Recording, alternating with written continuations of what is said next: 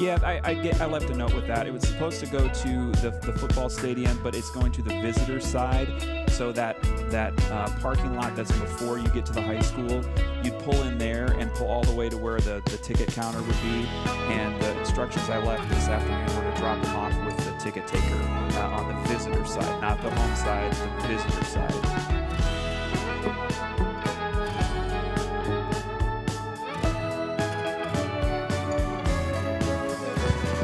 By the visitors ticket area, which is like, it's the baseball field and then it's the visitors parking. So you pull into that visitors parking and you go to the visitors ticket booth, not the main ticket booth. It's all the way into the school parking lot. You go to the, like, just behind the baseball field. That's where you pull in the grass. And there's like a visitors parking sign there. So he pulls in there, and then there's a white ticket counter he goes to. All right. Thank you. All right. Bye-bye.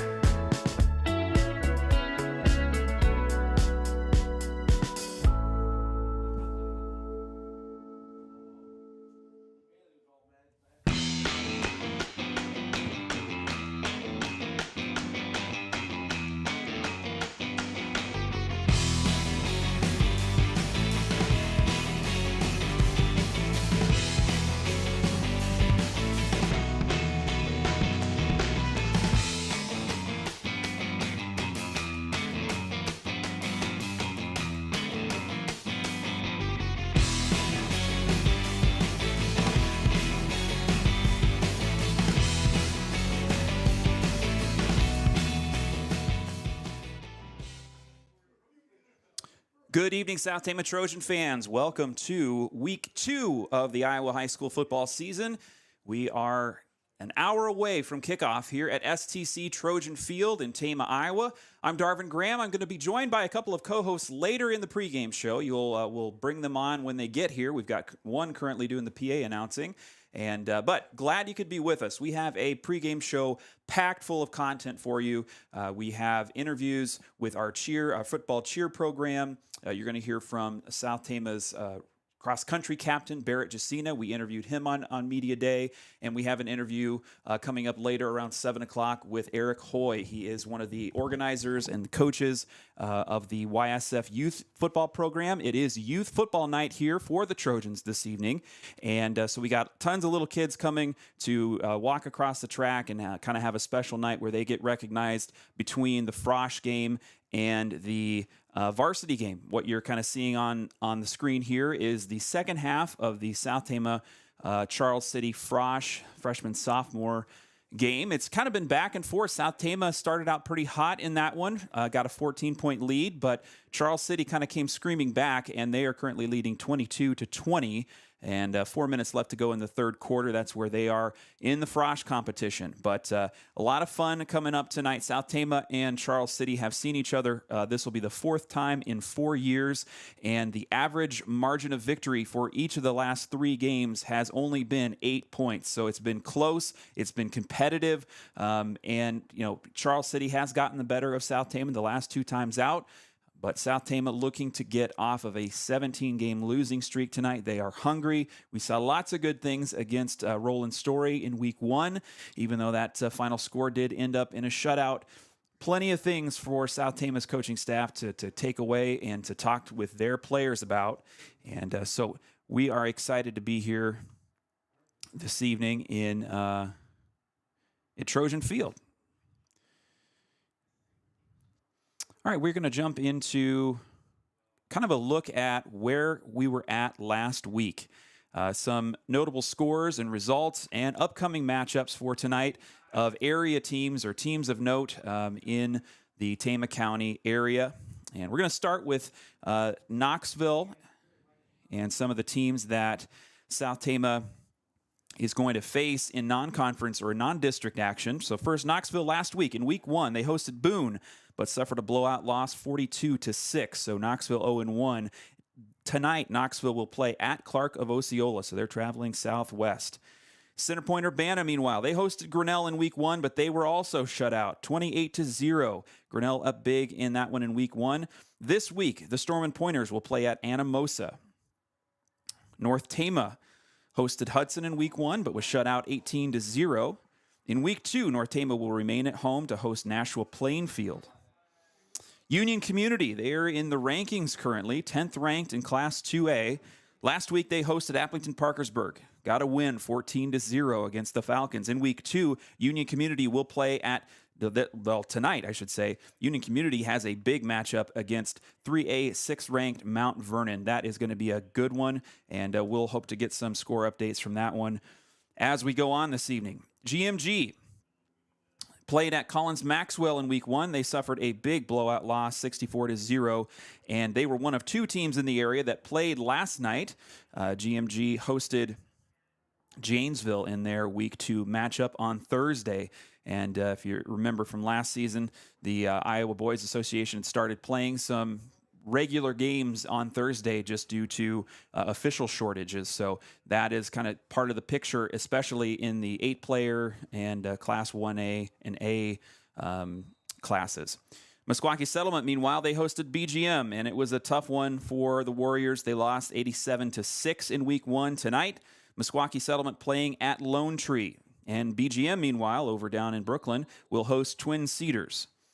Gladbrook-Rhinebeck, oh my goodness, this one hurt. Gladbrook-Rhinebeck went in preseason ranked. I think they were in the middle of the 8-player rankings to start in the preseason, and they had the unenviable task of starting their season with Don Bosco Catholic. Those two have been bitter rivals the last few years. That's generally been Gladbrook-Rhinebeck's toughest regular season contest. This year, they're not in district. They're not paired together in district action, so they played them in non-district early season scheduling, and they lost. They took a 33-26 loss in week 1. Gladbrook-Rhinebeck also played on Thursday. They traveled to Tripolo last night. Belle Plaine, meanwhile, hosted HLV last week. They lost 46-24. The Plains, Plainsmen. Yeah, the Plains. I'm getting that wrong. Belle Plaine won against HLV 46-24, and tonight they play at Melcher Dallas. Marshalltown last week, they had a close one, a 1-point loss to Mason City, 26-25 in that one. Tonight, Marshalltown will remain at home, and they host Cedar Rapids Jefferson. East Marshall, just down the road, played at BCLUW in week 1. They took a 19-7 victory over the Comets. Tonight, East Marshall plays at St. L, and BCLUW will travel to AGWSR. Up in the northwest part of our territory, Grundy Center coming off of a championship run in Class 1A. They come in preseason ranked number 1. They hosted Dyke New Hartford. That was the showdown of ranked 1A opponents, and Grundy Center stays perfect, winning 21-7 in week 1. This week, Grundy Center will play at Appleton Parkersburg. So that's a look at some action in week 1 around our area. And then we're going to look down the 3A rankings. This is going to come from the Des Moines Register and their week 1 rankings. So we'll look at, first we'll go through the list of teams, who they are, and then we'll say how they did last week and where they're at tonight. So your week 1 rankings from the Des Moines Register in Class 3A. First, Bishop Heelan Catholic. Second, Clear Lake. Third, Algona. Fourth, Williamsburg. Fifth, Solon. Sixth, Mount Vernon. Seventh, Harlan. Eighth, Independence. Ninth, Humboldt. And 10th, Nevada. So last week, in week 1, Bishop Heelan Catholic played at Kemper Catholic and won 32-14. They're 1-0, and tonight they will remain at home, hosting Council Bluffs Lincoln. Number 2, Clear Lake, last week hosted Forest City. They got a big win, 41-14, and tonight they will play at New Hampton.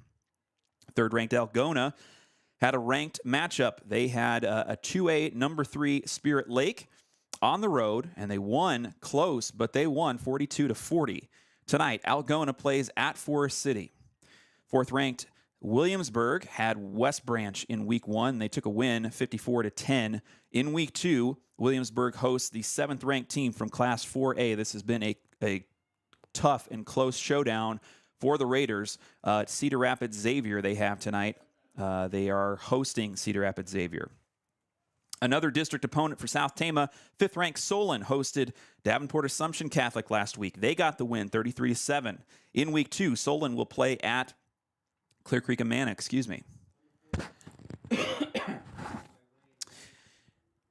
Number 6, Mount Vernon last week played at Monticello. They won 44-6. In Week 2, Mount Vernon will remain at home to host 2A 10th-ranked Union Community. Number 7, Harlan last week hosted the top-ranked team in 4A, Lewis Central. They took a loss, 31-10 in Week 1. And in Week 2, Harlan will remain at home to host Denison Schleswig. 8th-ranked Independence hosted North Fayette Valley last week. They won 42-14. Tonight, they will play at Crestwood, all the way up there by the Minnesota border. 9th-ranked Humboldt in Week 1 played at Spencer. They got a win, 27-10. And this week, Humboldt remains at home to host Ballard. And 10th-ranked Nevada. They hosted West Marshall in Week 1, got a big win there, 33-7. And tonight, they get South Tama's Week 1 opponent, Roland Story, who are currently ranked 9th in Class 2A. So the 3A 10th-ranked team playing the 2A 9th-ranked team tonight. And Nevada will travel to Roland Story, just down the road there, and play in Story City. So that'll be interesting to see how that one shapes up. Nevada looking to make a push. They had a pretty competitive season last year as well. So we'll see how they do, our neighbors over there in Story County. All right, thanks for being with us on the Week 2. Beautiful evening out here in Tama, Iowa this evening as we've got a slight breeze. We've had cloudy skies throughout the afternoon. The sun it's pretty clear now, and it's going to be a bit of a chilly evening. I think people are maybe rethinking their apparel decisions as we've got some chilly folks out here in the stands, but it really feels like football weather. So glad you could be with us. Plenty of fun stuff coming up here in the pregame show as things just winding down in the third quarter. South Tama Frosh still trailing 22-20. And we're going to step away for a moment, and we'll be back after a word from one of our sponsors. Meet Tommy Hexter, a fresh voice ready to represent Iowa House District 53. Born and raised with values rooted in hard work, Tommy knows what it means to roll up his sleeves and get things done. At just 24, he's already built a record of service and dedication to rural communities. Tommy believes in running our government like a responsible business, reinvesting in what matters most, our people. He's standing up for public education because our kids deserve the same top-notch learning experience Iowa was once known for. He's fighting for small businesses and family farms to keep more money right here in our communities and to challenge the big corporations that want to take over.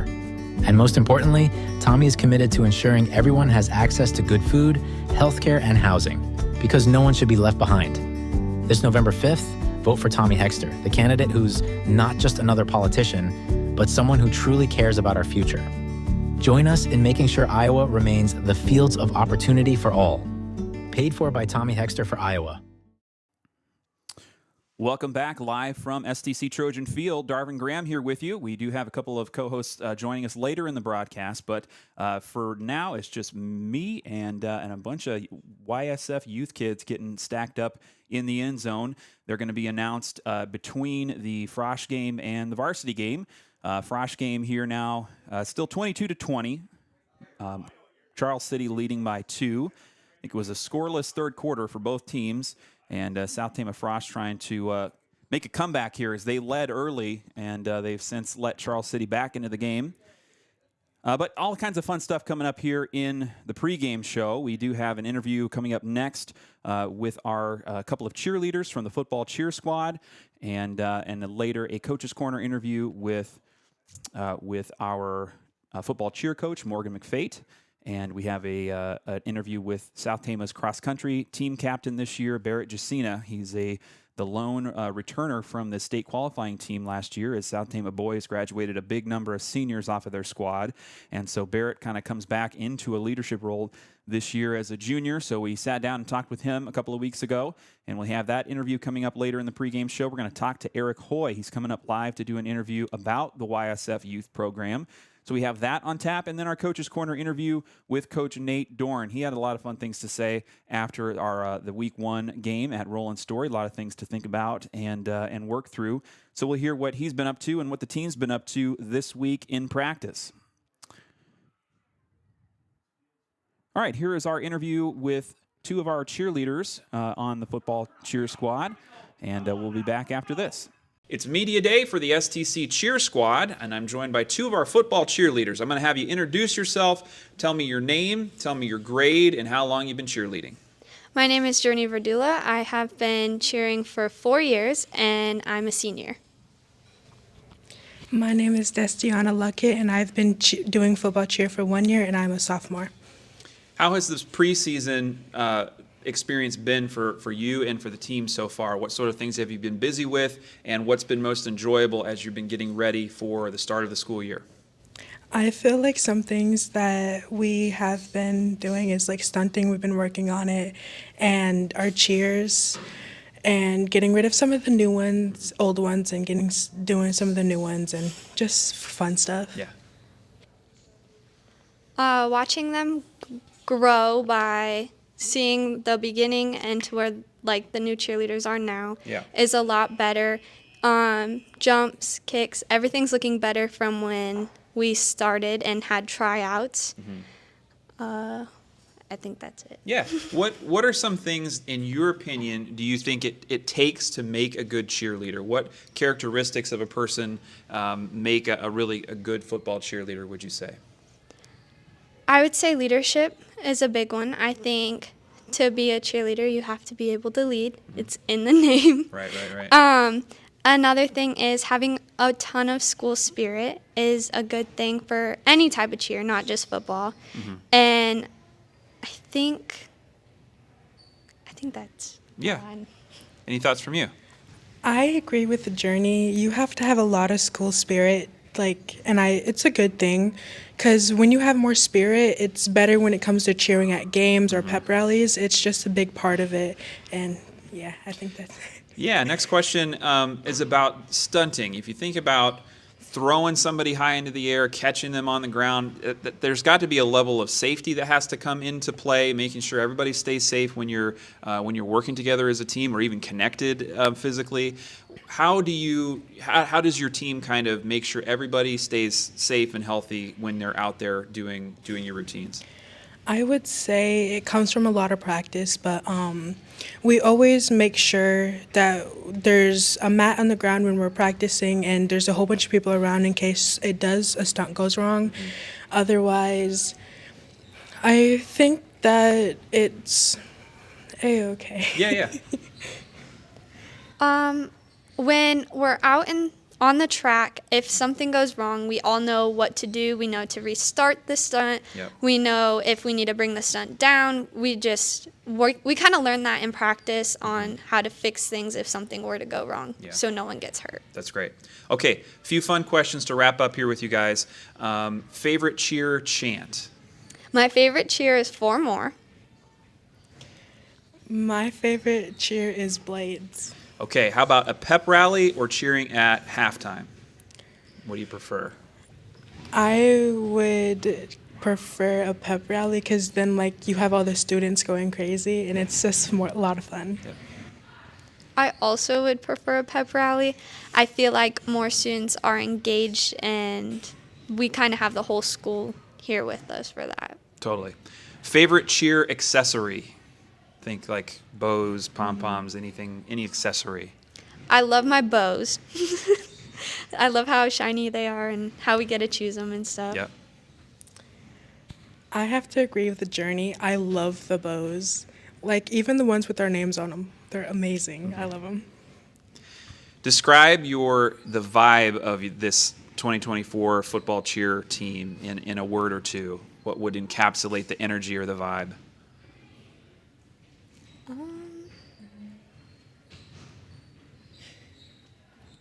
I don't know a word for it, but I know how to describe it. Yeah, go ahead. That doesn't have to be good. Just go ahead. I love the environment. I love it. It's so much fun. We get everything done that we need to get done while having fun with everybody. And we know how to communicate with each other. We know how to criticize each other in a good way, and everyone takes it well. I would have to agree with the journey. Everybody on the team is absolutely wonderful, and they're so helpful with the new cheerleaders, especially myself because I'm new too. But everyone, it's just a great environment. The coach is amazing. Everybody on the team's amazing, and I would say it's positive and it's cheerful. Great. All right, thank you, girls, very much. Best of luck to you and the cheer squad this season. We'll be certain to root with you as you go out there in the football field. Thank you. Thank you. Trojan Country would like to say thank you to all of our local fall season sponsors. They include Gary Bock State Farm, Iowa Premium, MercyCare Tama, Stein-Hrabak Floor Coverings, Hrabak Lumber, Medicap Pharmacy, TFD Photo and Film, Kruse-Phillips Funeral Home, Marquess and Hoyer Law Office, Tommy Hexter for Iowa, S&S Car Wash, Darling Ingredients, The Pump, Scharnweber's, Eric H. Media, Assured Partners Insurance, State Bank of Toledo, and Appraisal and Real Estate Services. Welcome back, Trojan fans. We're live from the STC Trojan Field. Darvin Graham and Nate Van Dyke here with you, live on the call as we got 7:38 left on the fourth quarter clock of the Frosh game. South Tama trailing 22-20, and things in the middle of the field right now. But we're going to talk a little volleyball here. Before I do, we're going to bring in Nate. And Nate, thanks for being with us here again this season. How's things going over at the high school so far? Hey, thanks for having me. You know, it's early in the year, and I think things got kicked off to a nice little start the first couple weeks of the school year, just kind of getting to know some of the underclassmen and freshmen, and I think kids are fitting in well, and things are starting off well for the first part of the year here. Yeah, that's great to hear, and the weather's been excellent. You always think about the middle school in those situations and how they're doing over there, and yeah, so a beautiful night for football here this evening. And last week was absolutely perfect, too. We were outdoors in the bleachers broadcasting, and it's another nice night here. A little chilly as a nice run breaking off here for the Frosh team. Yeah, going to be a penalty. So we'll see how that ends up. But talking a little volleyball, STC had their home opener last night, and it was Montezuma that came to town. Familiar opponent, non-conference opponent for South Tama, and it was a barn burner. They went 5 sets back and forth, but Montezuma ended up coming away with the win. It was 3-2, and Montezuma won sets 2, 4, and 5 with scores of 26-24, 25-20, and then in the final one, 15-13. South Tama came out big. I mean, that first set that they played, it ended up 25-10, and they just kind of caught Montezuma on their back foot, and they just really looked sharp. They also came up with a win in set 3, winning 25-21. Nate, I know you were in the crowd there. What were your thoughts of that volleyball game last night? Yeah, it was exciting. I hadn't got to see a volleyball game for a while, and just watching the warm-ups, I thought we were going to maybe overpower them a little bit up front. But that first game, I thought we would maybe run away with it as well. But Montezuma came back, and it was kind of back and forth after that. It really was. Yeah, Montezuma had a 6-foot sophomore that was really patrolling their net, and they kind of put things together and came away with the win. Though, looking at some stats, though, Paisley Bro had a big night, and she has really been the attack leader for South Tama, looking like a WAMAC hitter in that position for South Tama this year. You just kind of think of that tall, lanky, long, can jump out of the gym. She looks strong, too. She's not really just tall. strong. She can get up a little bit. Yep. She had 20 kills last night, and she's been leading the team in kills by a country mile this season so far. But so Paisley Bro kind of continuing her pace there. Macy Welsh finishes with 12 kills. And Maddie Bariski, the sophomore, coming in. She's had a really big leap from the sub-varsity level now into being a very big contributor on the varsity side. She had 9 kills. In the defensive side, Kaylee Brown stepping into the libero position. She had 20 digs and she was active the whole night. I thought she looked very good for really stepping in for the first time, this season. Paisley Bro then had 18 digs. Macy Welsh had 15.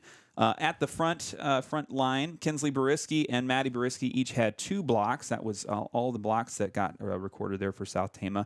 And then really the scoring, the really big moments often came from the service line, and we see that by how many aces that South Tama were able to tally Jeanette up. Cervantes had about 4 in a row at one point. She did. She had a couple of sets where she went on some big runs. She ended up with 9 aces in that one, and of course it helps going 5 sets. You know, you do have an opportunity to get out there more, but Cervantes looked really nice in that back row. She's kind of been in a different position than where she was at last year, but from the service line, she was really strong. And Macy Welsh also looked good. She had 6 aces. And Scout Ridout, the freshman transfer from North Tama, she kind of got in there in primarily serving situations, but she really she had 4 aces and had some nice moments as well. Next up for the volleyball team, they are traveling tomorrow to BCLUW. That has been an annual event for South Tama to attend, and it's been a tough one. Some really good competitive teams. BCLUW. Benton Community has been in and out of the playoffs for the last few seasons and been a state qualifier several times. So Benton is there, Hudson is there, and BCLUW, they've been a ranked team in Class 1A several times as well. So good luck to the South Tama Trojans as they travel to BCLUW. Next for Trojan Country, we will have South Tama hosting Des Moines Hoover on Thursday, the 12th. So that is what's coming up in volleyball action next week. All right, we're going to step away. We'll be right back after a word from these sponsors, and then we'll jump into our video interview with our Morgan McFate, our Coach's Corner cheer video. Meet Tommy Hexter, a fresh voice ready to represent Iowa House District 53. Born and raised with values rooted in hard work, Tommy knows what it means to roll up his sleeves and get things done. At just 24, he's already built a record of service and dedication to rural communities. Tommy believes in running our government like a responsible business, reinvesting in what matters most, our people. He's standing up for public education because our kids deserve the same top-notch learning experience Iowa was once known for. He's fighting for small businesses and family farms to keep more money right here in our communities and to challenge the big corporations that want to take over. And most importantly, Tommy is committed to ensuring everyone has access to good food, healthcare, and housing because no one should be left behind. This November 5th, vote for Tommy Hexter, the candidate who's not just another politician, but someone who truly cares about our future. Join us in making sure Iowa remains the fields of opportunity for all. Paid for by Tommy Hexter for Iowa. It's Coach's Corner with our STC football cheer coach, Morgan McFate. Morgan, busy day here on Media Day. How has your week been going? How's tonight going? My week's been sticky and sweaty at the middle school. Right. Practice has been the same. We're gearing up for Roland Story on Friday night, so it looks like it'll be a good game. Yeah, tell us a little bit about the practice schedule that this team has been working with and some of the things they've been preparing, getting ready for that first football game. So we really kind of hit practice hard the first 2 days of the week. We practice for a couple hours on cheers. We try to hit stunting. Wednesdays, we're in the weight room working on strength and conditioning because to be able to lift other people, you actually have to have some muscle mass. Yep. Thursdays then is our clearance day, so we run through cheers, like our new cheer of the week we're releasing every Wednesday. We make sure we're ready to go, as well as any stunts that need to be run so that they run smoothly and we don't have any incidents or accidents on the track. Yeah. Tell us a little bit about that cheer of the week program you're running. You have some social media involved as well. Mm-hmm. Can you just describe how that is working and how people can kind of interact with that? Very much. We have an STC Cheer Facebook and an STC Cheerleading Instagram. I think that's the full handle. I can share it out later. We did New Cheer of the Week back when COVID was around, and I was kind of a volunteer coach.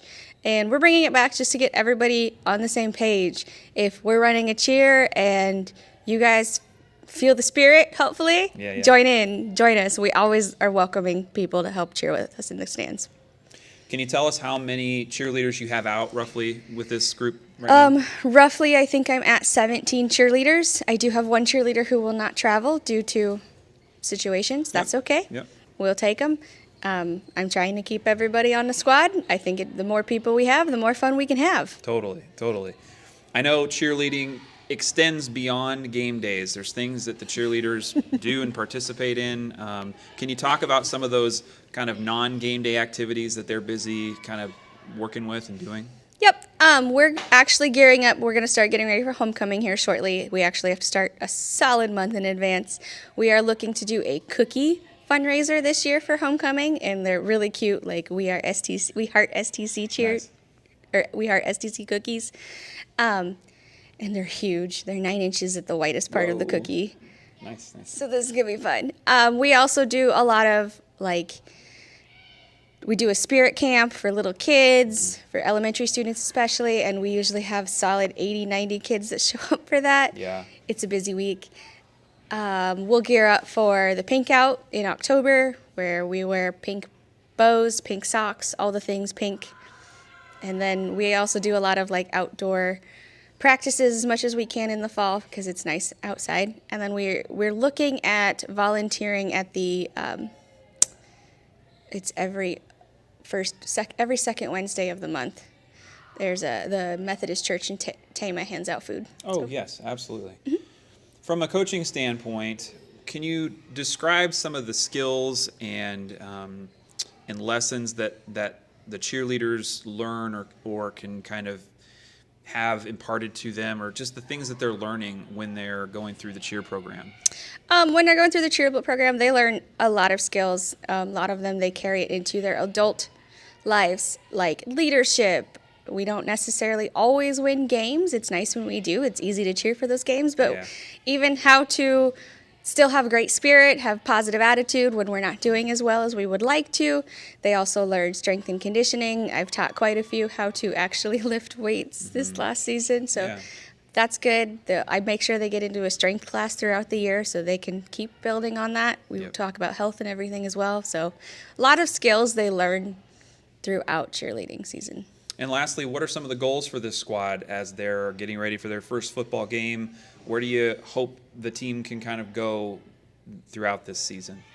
Big goals, I'm going to focus on a lot on academics this year. My big push is if you're student first, athlete second, keep those grades going, keep them up. It's a little bit more of a process nowadays trying to keep on track of grades and everything. Yeah. They offer so much more than when I was in high school even. We also are going to look at growing in our skill development, our strength and conditioning. Beginning of the season, we recorded jumps so that they can see just how much growth they make throughout the year, as well as I also push for them to be good community members, get involved with your community, pay it back to the people that support you. Awesome. Thank you so much for the time, Coach. Best of luck to you and the team. Thank you.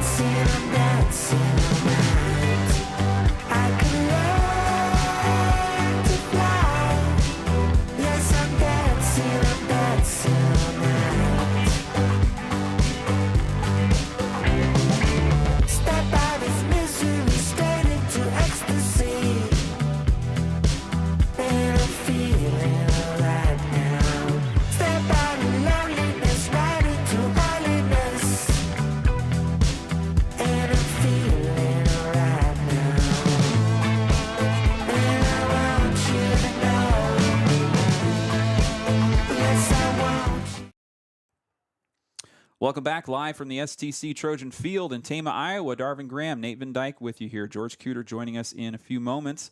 A couple minutes left in this Frosh game as we've got almost a touchdown run there. Still 28-22. South Tama's climbed back on top, leading here with a couple minutes to go. And welcome into our pregame show. Glad you could be with us. We've got an exciting matchup here between South Tama and Charles City. The Comets coming to town after a couple of years of South Tama traveling over to Charles City, and glad to have a really nice night for football here lining up at Trojan Field. I'm going to go through some community announcements for you, just some events and lots of things happening this time of year, of course. And first here, we've got tonight is the deadline, so this might be a little short notice, but if you haven't seen online, the homecoming shirts have been announced. They're $15 pre-orders through Chelsea Aaron. So if you happen to be listening tonight, get a hold of Chelsea maybe before the end of the night. You might still be able to get one, and cash or check payable to STC High School. So Center Point Urbana, the homecoming opponent, coming up in 2 weeks, and so that's the shirt there, designed and made over at Ultimate Image. Also, some details on the homecoming parade. This year, the homecoming parade is going to be through downtown Toledo. They're rotating Tama and Toledo as the location, as opposed to a few years back where it used to just go down Business 30 there in the middle of town. But it's going to be Thursday, September 19th. 6 o'clock is the start time for the parade, and downtown Toledo is where you're going to want to set up. So just think of the Christmas parade that's been going on for a few years now. That's going to be the same type of route. Going to be over 50 invited entries. And if you can't make it, we are going to have a live stream up on our Facebook Live. There's a touchdown here as South Tama gets into the end zone one more time with just under 2 minutes to go. So the Frosh team leading Charles City 34-22 late in the fourth quarter. Yeah, so as I was saying, we will have a live stream broadcast just on Facebook Live. We don't have as much equipment that we can kind of get out to a parade like that, so it'll just be on Facebook Live, but you can follow along in a couple of weeks for that. That's Thursday, September 19th. And then coronation this year will be between the Frosh and Varsity football games, so that will not be on Thursday night. It will be the Friday night after the next day during the football proceedings. Couple of other things going on here. The STC Prom Committee has been doing driveway stencils. $35, you can get a Trojan head depiction spray painted onto your driveway. I've had one in our driveway for several years. They look really nice. It's a really fun way to just show your support for South Tama schools. And proceeds going to the STC After Prom. Get a hold of Brentley Ellsbury at 641-691-3372 to get that ordered. And show your Trojan spirit outside either your home or business, wherever you want to put that thing. The One campaign has been a new thing that South Tama has started this year in kind of partnership with the Booster Club, and the idea just trying to promote everybody, trying to support everybody, and if families, parents, kids that are in one type of activity program, sports. Being mindful to try and also get out and support fine arts or the things that you're not normally scheduled on. But what we have here is kind of an apparel opportunity. If you want to get some more South Tama gear for your closet, South Tama's got a couple of options through BSN Sports there. If you go to the STC Facebook page, you can find links. The deadline is coming up for that. So it's going to be, I believe, September 9th, if I am not mistaken. And so, yeah, that's some fun stuff. All kinds of apparel there with those two designs that you can see here on the screen. So check that out. And if you need something new, that would be a good opportunity for that. And then a really nice, we've been talking about this the last couple of broadcasts, Softball Saturdays going on at Toledo Heights Park.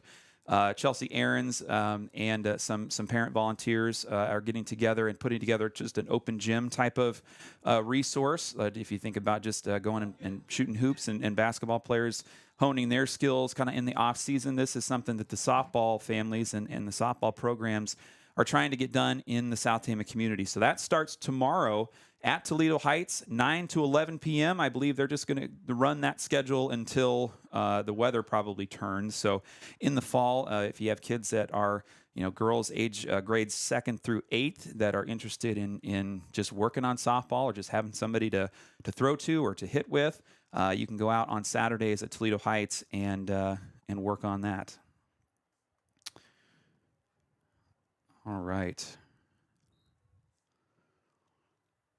All right, we are about a minute and a half left in this Frosh game. This one's taking a little bit longer than we anticipated. Then the youth kids are going to get announced on the field. We're hoping to get Eric Hoy up here after he gets done with the walkout, but we'll see how time permits. And we're going to step away and hear from some of our advertisers, and then we'll be back with more pregame show here on Trojan Country. Thanks for being with us. Listen, switching to Gary Bock State Farm was one of the best decisions I've ever made. About 3 years ago, we moved our personal business over to Gary Bock, and I couldn't be happier with the results. Not only did we save a ton on our rates, but the entire experience was really smooth and hassle-free.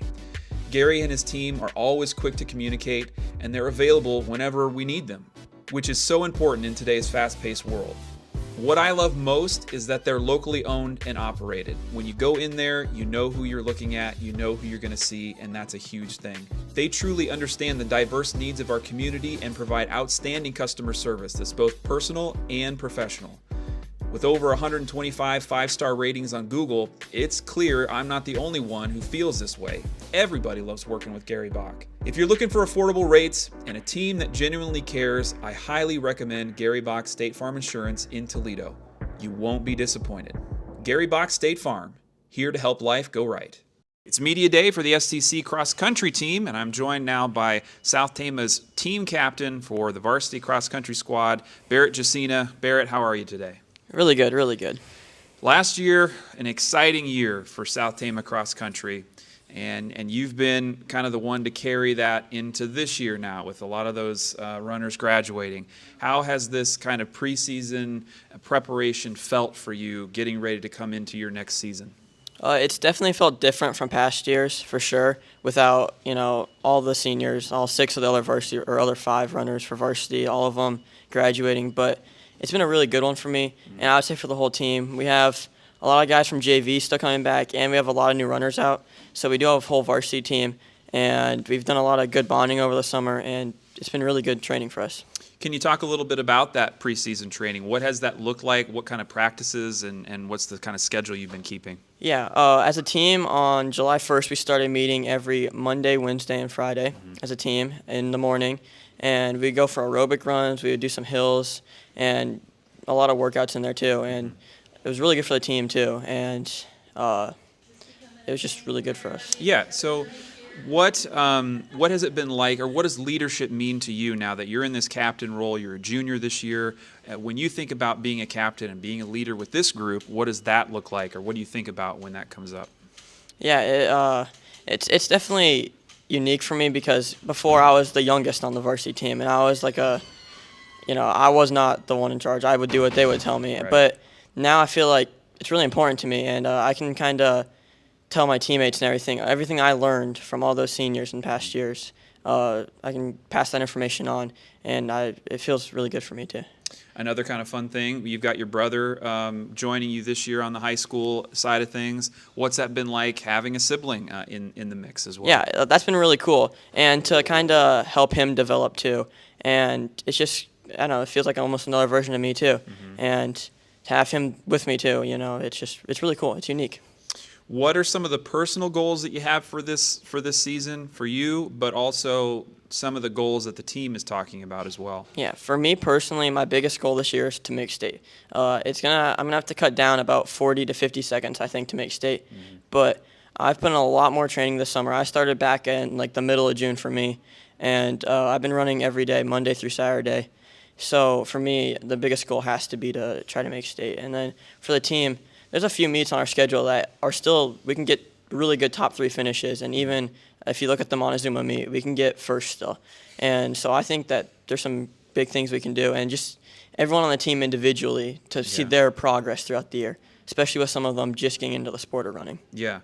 Thinking about the courses that you guys run on, every course is different, has its own set of challenges. How do you prepare, or how does a runner prepare mentally or physically for all the different variety of courses that you have to run? Some are hilly, some are long, all that different variety. Yeah, physically preparing, we do a lot of hills at practice, and our home course is one of the worst, if not the worst course we run on this year. So that's really helpful. Our campus has a lot of hills, so that's how we can physically prepare for that, and then mentally just the day before and the day of, just focusing on yourself, staying relaxed, and as a team, helping each other out, be there for each other. All right, a couple of fun, quick questions for you here. Preferred running shoes. Do you have a brand or a style that you like? Yeah, I love Asics. Almost every shoe I wear is Asics, yeah. Gatorade or water? I think water. Do you have a go-to post-run snack, something you reach for? For some reason, a Go-Go Squeeze applesauces and then granola bars. Those are the 2. And if you could describe a perfect race day in a few words, what would a perfect race day look like for you? 70 degrees, a little bit of shade, light breeze. Beautiful. Awesome. Thanks a lot, Barrett. Best of luck to you and the team. We'll be catching up with you again soon. Yeah, thank you. Welcome back live from STC Trojan Field. As you can see here, we're getting our YSF youth kids announced. Here come the 5th and 6th graders. 3rd and 4th graders ran by a second ago. It's nice to have the numbers. We've got 2 teams of 5th and 6th grade this year, it looks like. So about 30 kids out for the 5th and 6th, and maybe just a little bit less for the 3rd and 4th. But either way, good bunch of kids. Sounds like they have a decent amount of coaches this year as well, getting plenty of help. Yeah, always a huge thing. Tough to find volunteer coaches sometimes. Right. Yeah. I mean, if it's not happening at the high school level, it's got to be even more challenging, with youth. But less commitment, less time, and if you have kids going through, it makes a little more sense. Yeah, I think they get to play right here on Sunday afternoons, I believe. Okay. Yeah. Yeah. If they're not on the road. So. Trying to develop the youth, get a little feeder program going.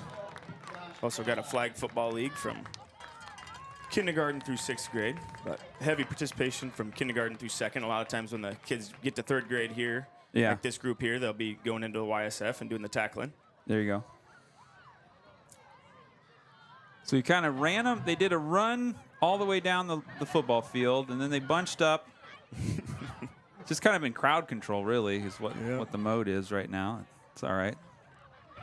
The parents want to get them wore out. It's good to see those kids, though. Right. Getting excited about something. I drove by one of the practices the other day at the old football field in Tama, and it looked like they had things going pretty well. Yeah. So you can see Eric Hoy down there in the black and the shorts, and he's hyping up his group. And I think we're going to get Eric up here in a few minutes. Little breakdown. We got starting. Oh, go ahead. I don't know when I think they might have their first game coming up Sunday here, I believe. Okay. They've been practicing about 3 days a week, it sounds like. So here. There's your YSF youth football players. We are about 30 minutes away from kickoff here at Trojan Field. South Tama hosting Charles City in non-district action in week 2. South Tama taking a shutout loss last week.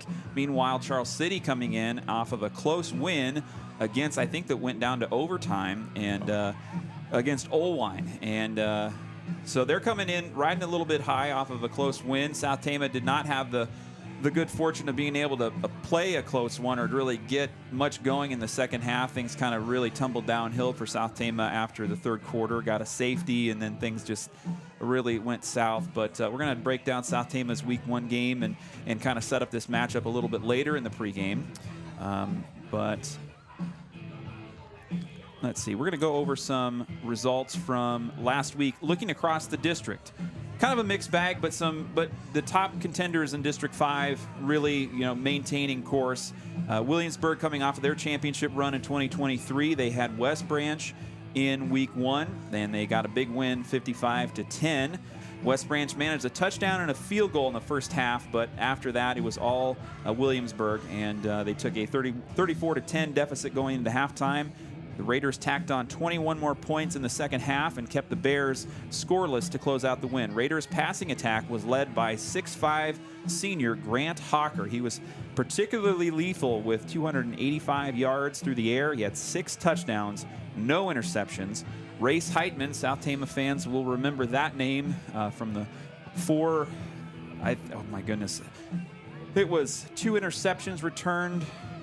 I don't know. I can't remember. There were 4 touchdowns scored by Heitman in succession before South Tama could start any kind of offensive drive in the first quarter, and that made some state news and such. So he is back for his senior year. Race Heitman. He's a receiver. He's a defensive back. He's a returner, doing all kinds of things.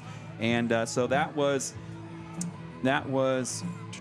Williamsburg in week 1. Senior Cale Moore also chipped in. He had 90 yards and 2 touchdowns. The defense for the Raiders was equally impressive. They held West Branch to just 99 passing yards, forcing 4 turnovers, including 3 fumble recoveries and an interception. On the ground, Williamsburg was efficient, but they were outgained by West Branch. Everything happened through the air. Niall Sin was the only running back of note for the Raiders, and he was held under 100 yards. On defense, Race Heitman and Cale Moore were standouts, recording 10.5 and 10 tackles, respectively. Albert Bamrick secured the game's only interception, and Carson Greer came up big with a fumble recovery that he returned 90 yards for a touchdown. This week, Williamsburg, currently ranked 4th in Class 3A by the Des Moines Register, they are hosting 4A number 7 Cedar Rapids Xavier Catholic tonight, so that'll be a barn burner over in Williamsburg. We'll be interested to see how that game progresses as well. Okay, we've got Eric Hoy up here in just a minute. We're going to step away and hear from some of our sponsors, and then we're going to get into our conversation about YSF football here on Youth Night at Trojan Field. Thanks for being with us. We'll be back after this.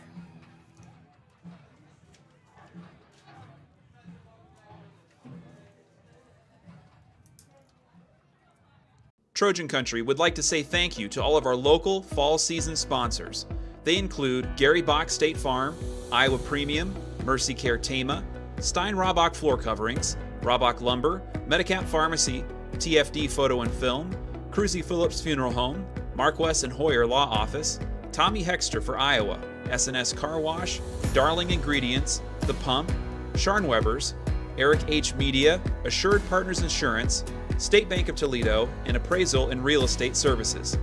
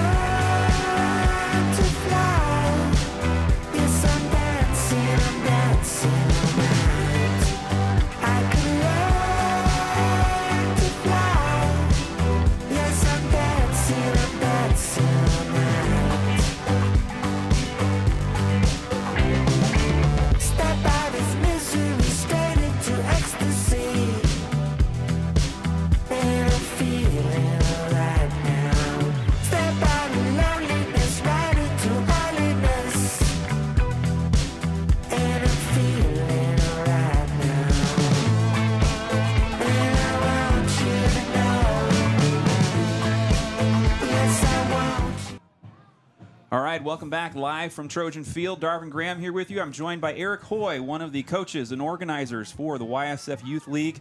Eric, you just had a youth night, a bunch of kids charging down the track here. How are the kids feeling tonight on youth night?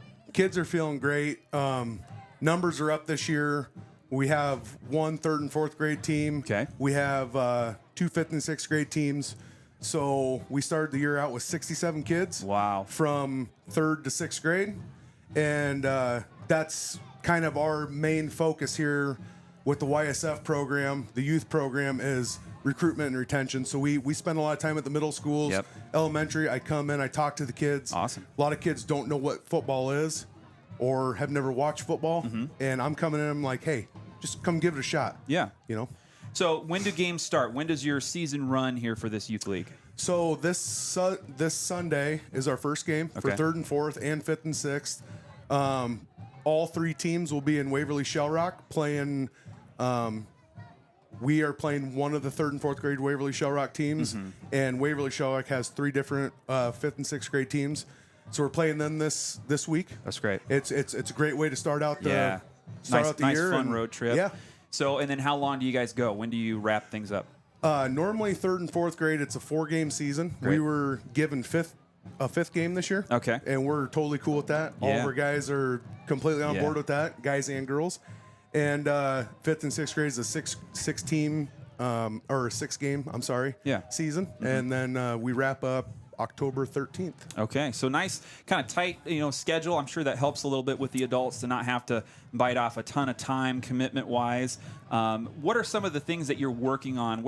As from a coaching perspective, what are some of the skills and things that you're kind of talking to the kids about at that level? So fundamentals, obviously, we're going into fundamentals, football fundamentals. There's some kids that have never watched a football game in their life. So how many downs does it take to get a first down? How to get a touchdown? It's a lot to teach. It really is. Like third and fourth grade, we got kids that never watch football, and we got to teach them football and then teach them a position and what to do in their position. Our biggest thing is helping the retention, the recruitment, like I said, to make sure we have the numbers. Once they get to this level, we need. There's no reason we can't have 25 kids per class on the sideline right now. Of course. And the numbers are huge, so that's our biggest thing. Tackle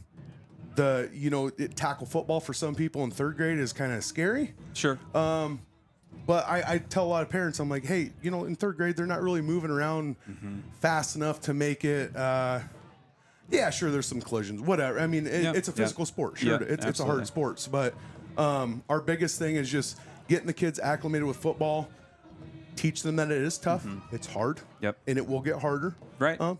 Such is life. So trying to get them in that track. So tell me, how long have you been involved with this, and kind of what's some of your backstory with getting involved with YSF?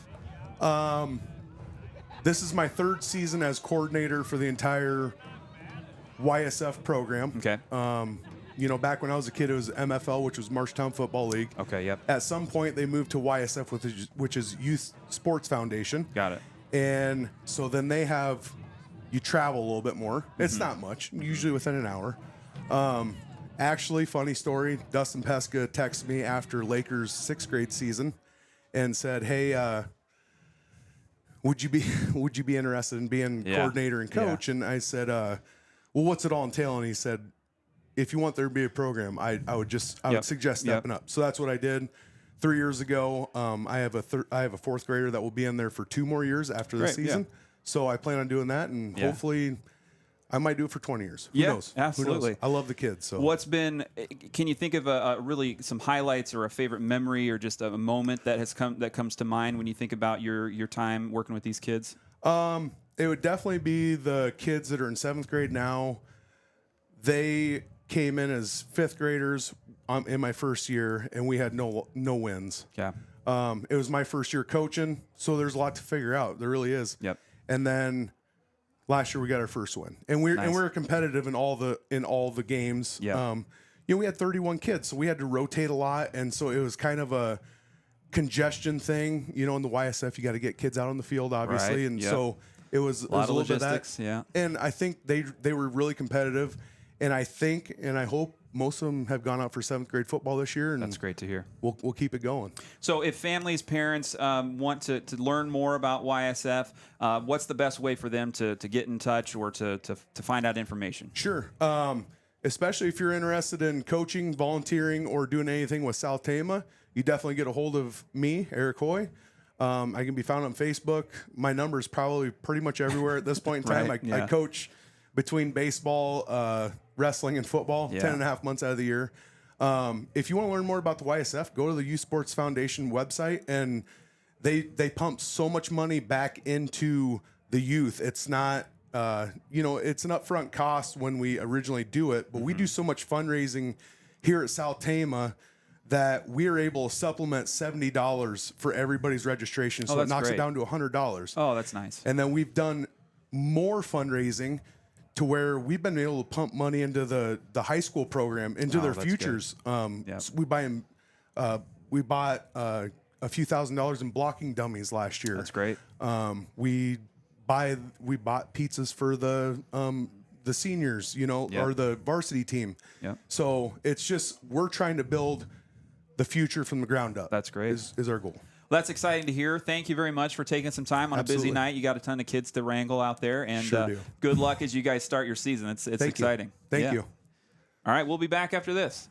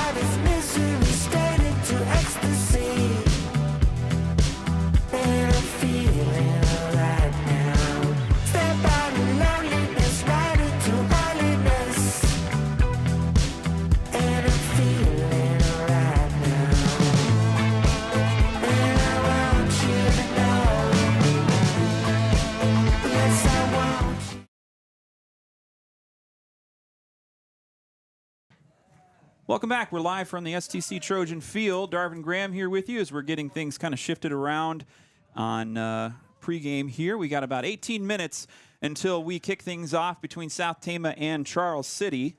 And it's going to be a fun night. Really one of the more competitive matchups that South Tama has had in recent years, as the Trojans currently on a 17-game losing streak, a tough stat to look at. The last win for South Tama came in 2022. It was a game against Sadell, I think, in September. And since then, it's been tough. And, of course, moving to this district, 2 3A playoff teams in Williamsburg that was a championship team last year. Solon was a semifinal team.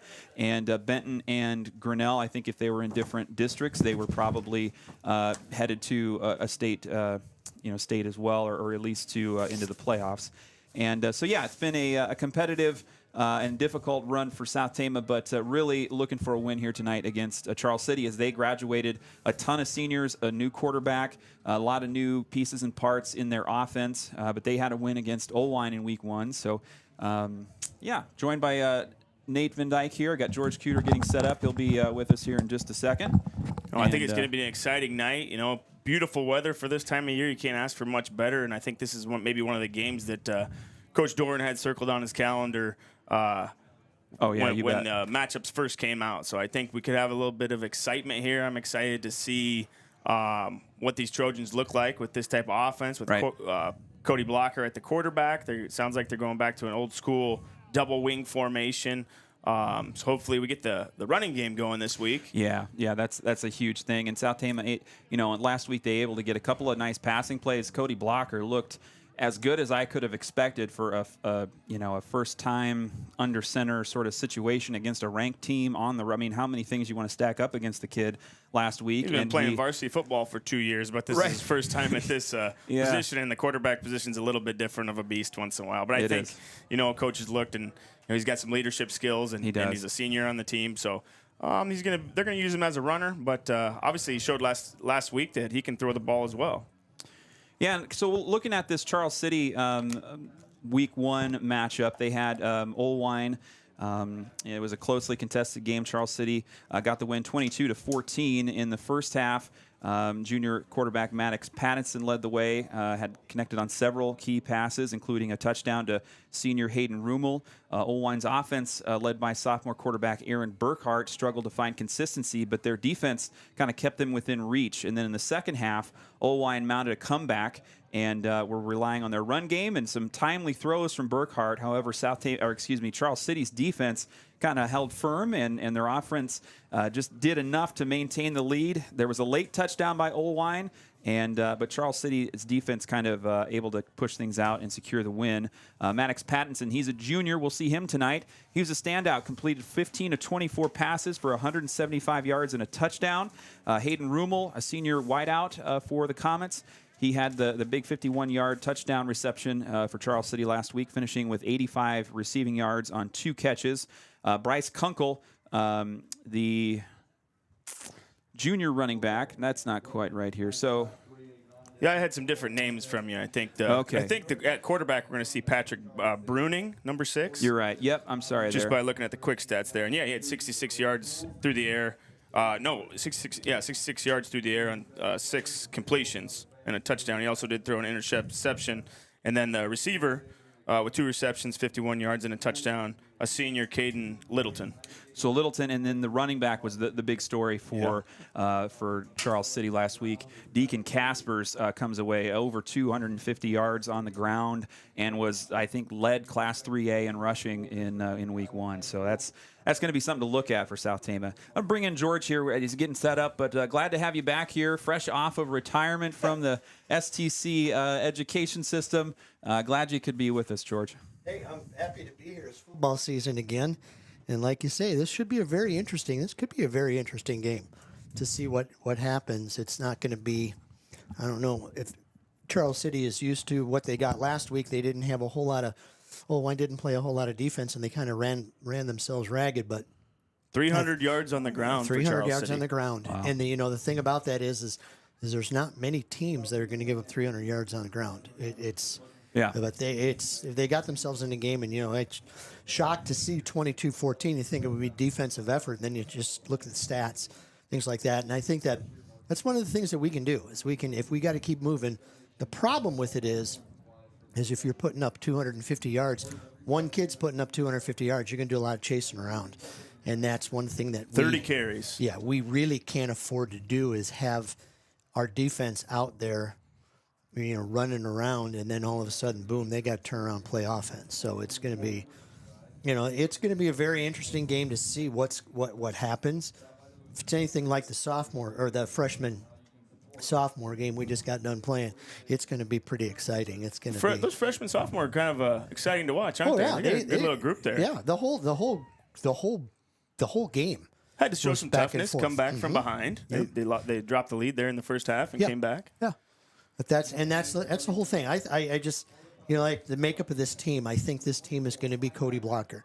Cody Blocker was asked to do some impossible things that he hasn't done before, and the coaching staff is going to ask a lot of these guys, a lot of our South Tama athletes, to do things they haven't done before, and we'll see how they respond. And they're not a bad team. Watching them in practice and attitude-wise, they're pretty decent team. So it should be very exciting.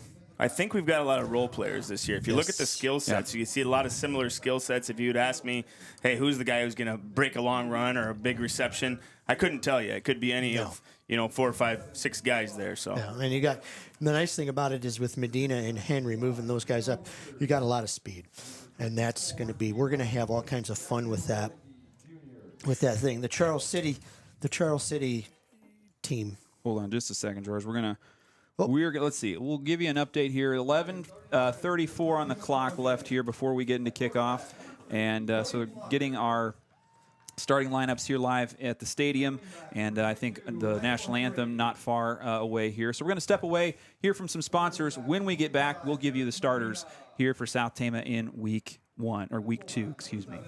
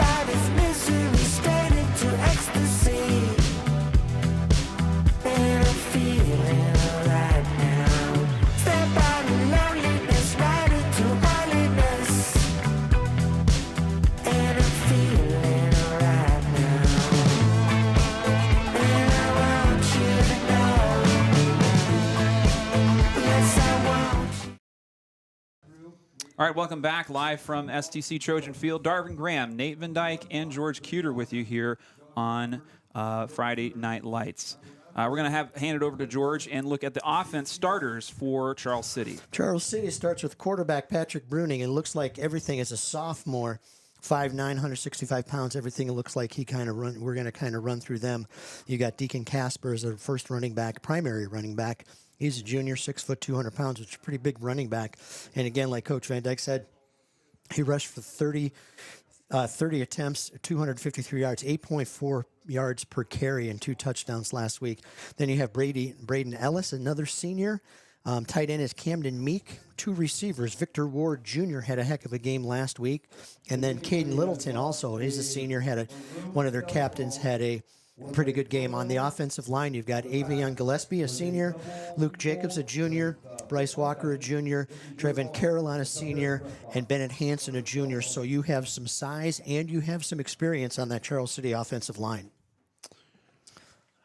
All right, let's see. We'll pause while we have the national anthem, the marching band getting set up here. And so we'll just cut to we're going to mute our mics, cut to the outside mic when the national anthem starts. We'll be back with the rest of the starters here in a minute.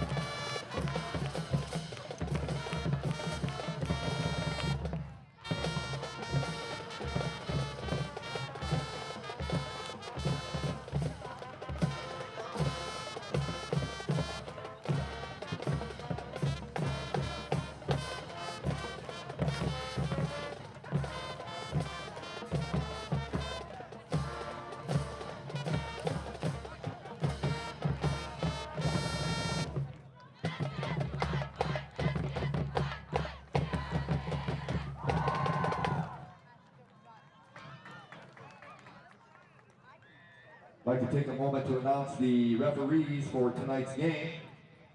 Terry Shinclough from Cedar Rapids, referee. Ron Pfeiffer, Marion, umpire. Doug Yankic from Cedar Rapids, heads lineman. Scott Fritz from Cedar Rapids, line judge. And Drew Yankic from Cedar Rapids is our back judge.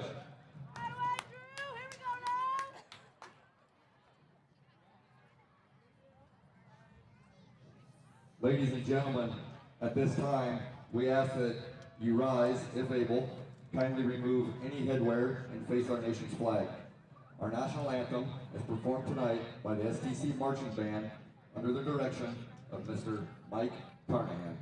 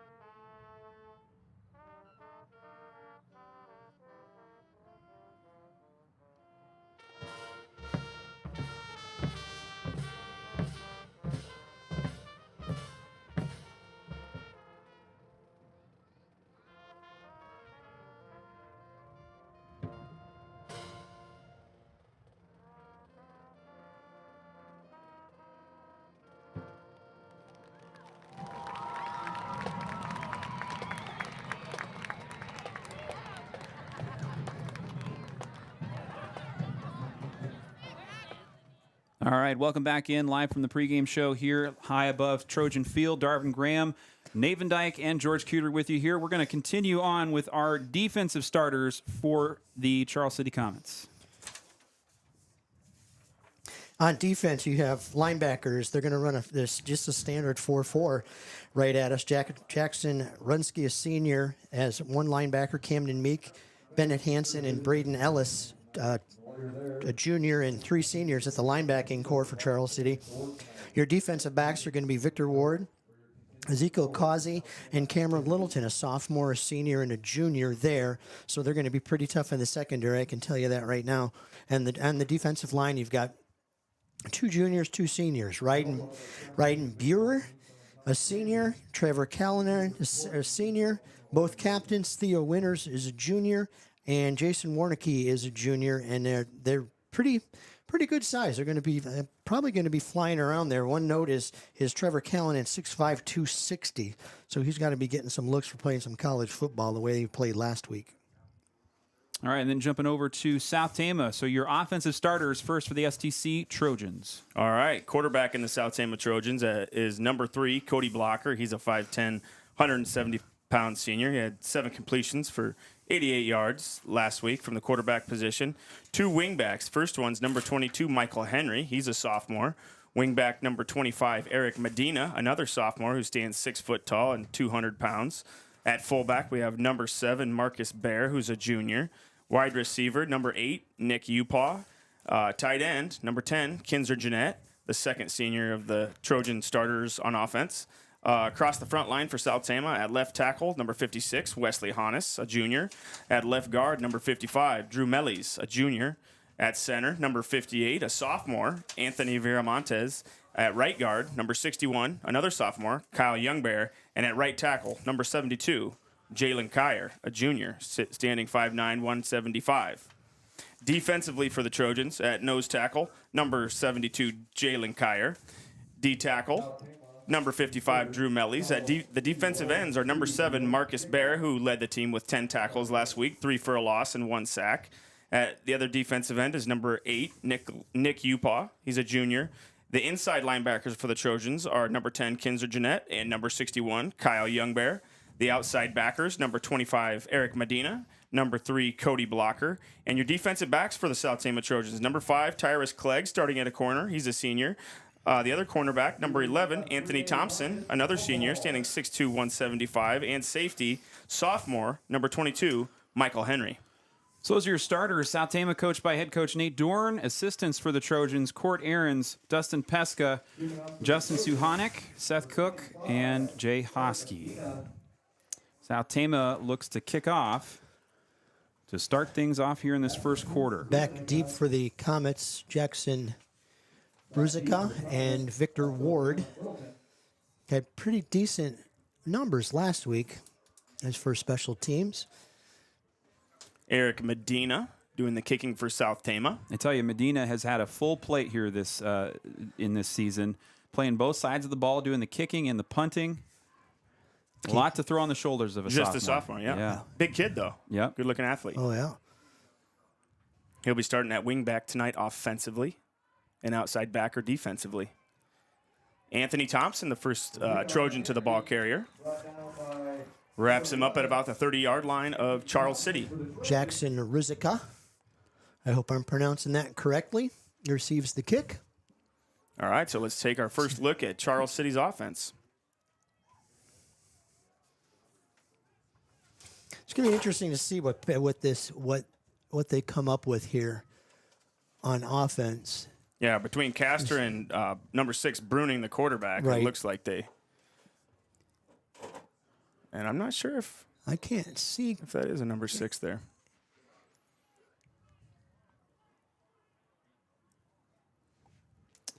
Comets coached by head coach 21. Looks like they got a direct. 21's Casper. He's lining up just to the left of quarterback Bruning, number 6. All receivers spread to the left side. Just a quick screen. Number 7, Marcus Bear, continues his defensive dominance on the season. That's tackle number 11 for him. Yeah, 10 tackles in that first week. From that defensive end position. Yeah. It looks like Bruning's going to, if we can get him to throw, he's kind of got a funny sidearm, Patrick Mahomes type delivery. And so hopefully that takes the sting out of their deep ball. But we just got to keep Marcus. So we've got 2 receivers to the right. We're in a shotgun formation. Bruning takes the snap at quarterback. He's going to run a quarterback ISO just off the left side. About 7 yards.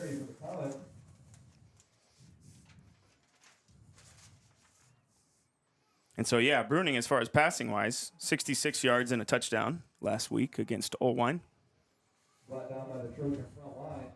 Bruning in the shotgun again. Casper to his right. They've got 2 receivers to the right side, near side of the field. And there's Casper's again. Boy, he's a good, strong runner. About 5 yards on that one. Just off the left side.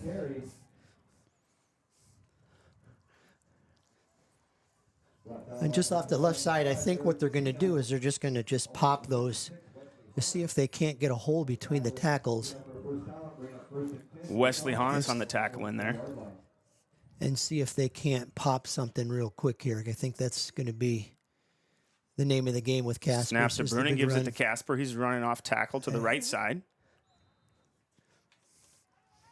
Wrapped up by number 25, Eric Medina. Picks up about 5 on that. Looking at about 2nd and 6 for the Comets. And they stay in shotgun. 1 receiver wide to each side.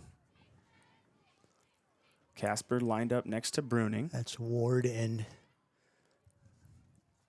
wonder if they're going to do a direct snap to Casper's to see if we can catch us off guard a little bit, or they're just going to keep and handing hand off to Casper. That was a big there you stiff arm. go.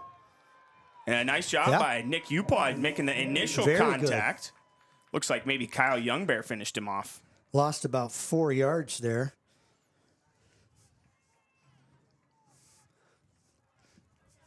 And that was good because Nick just kind of held him up, and then all of a sudden the swarm came after him. So Yep, Nick just got a big clump of jersey and held on for as long as he could. Casper was trying to run away from him. That's all you have to. I think that's all you have to do with Casper is just slow him down in a little bit. Okay, we've got 4 receivers out to the left side, just Bruning in the backfield now. 3rd and 12, opening drive for Charles City. Just get in there. Oh. And somebody jumped, and I got a bad feeling it was South Tama. Yeah, they're already marching back. Yeah. Yep. And that's kind of probably what they were hoping Hard count for Charles City. to do.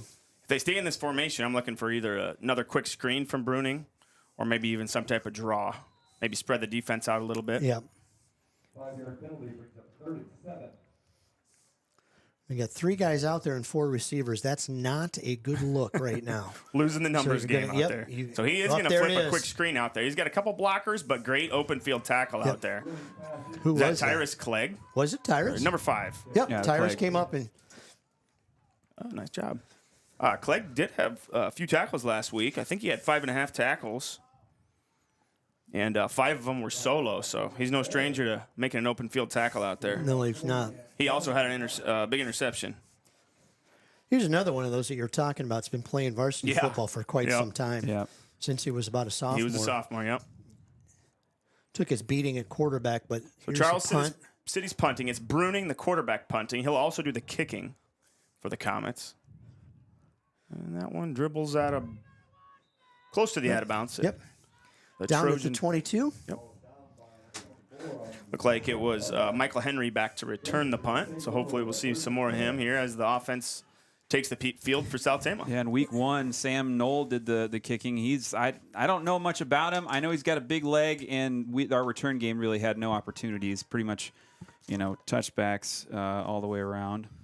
Yeah, some of these athletes on these teams have to do quite a bit. Bruning's doing the kicking, punting, quarterbacking. So South Tama's coming out in the double wing formation. This is going to be kind of fun to watch this kind of run around here a little bit with. Looks like Paul's a tight end. He was kind of stand-up blocker, fakes it to Henry, and keeps it around the right side. There is a flag. I think we have a hold. Would have been about a 5-yard gain, depending on the penalty. That's one of the things I can think that they're gonna do with this double wing is they're gonna try and get. I bet they're gonna either get Michael Henry going one side, or they're gonna have to get Medina going the other side, and his blocker's just gonna have to follow his. He's just gonna have to truly, honestly, just follow his blocking wherever it needs to go. If you get efficient with this type of offense, you can do a fake on almost every play. You can you'll see motion on almost every play. Blocker will turn his back to the defense on a lot of the fakes, so they can't see the ball. Opens up a lot of counters and traps. Yep, it's kind of like running. It's kind of like running an old school option. Yeah. Except you're just coming out. We just got the old double wing. Yep. So Marcus Bear, the fullback, next to blocker. Henry in motion again. The fake from blocker. Yeah. And he gets a few up the middle. Oh yeah. He's got about 7 of those back. I think if South Tama is going to do well tonight, we've got to establish the run game early. Yeah, and having Marcus back there, I don't know how big he is because he doesn't look, he's not. He's lost some weight, but I think he's about 190, 195. He lost. I noticed this summer that he lost a little bit of weight. I don't know how much weight he is. Well, he was down at 170 for wrestling last year. But he's getting bigger. He's quicker. He's getting bigger in the upper body. So blocker and shotgun. Upaw, the receiver on the near side. Henry in motion.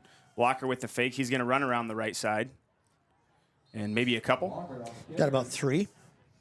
Get him back to the original line of scrimmage here at least. So 3rd and 9 looks like here. Midway into the first quarter. First drive, you're just tuning in. First drive for South Tama. Forced a punt from Charles City. And here we are backed up into near our red zone. Something that I would like to see coming out of this right now is just giving somebody else a shot because they know that blocker's going to be running this. And as he runs it, you're going to wear him out. Yeah, we saw Blocker with a lot of carries on some of those games last year as well. Yeah. So he's a tough kid. He's a tough kid, but not a big guy. Henry in motion again. Blocker wings it out to Nick Upaw. Nick Upaw, who's And got Nick's some room. He's using some speed around the left side here. And he's got a first down. Yep. I think he's got a first down. About a 10-yard gain. Yep. So And that's a nice. Upaw getting the first down. South Tama moves the chains. Their first down of the game. 6:43 left in the first quarter.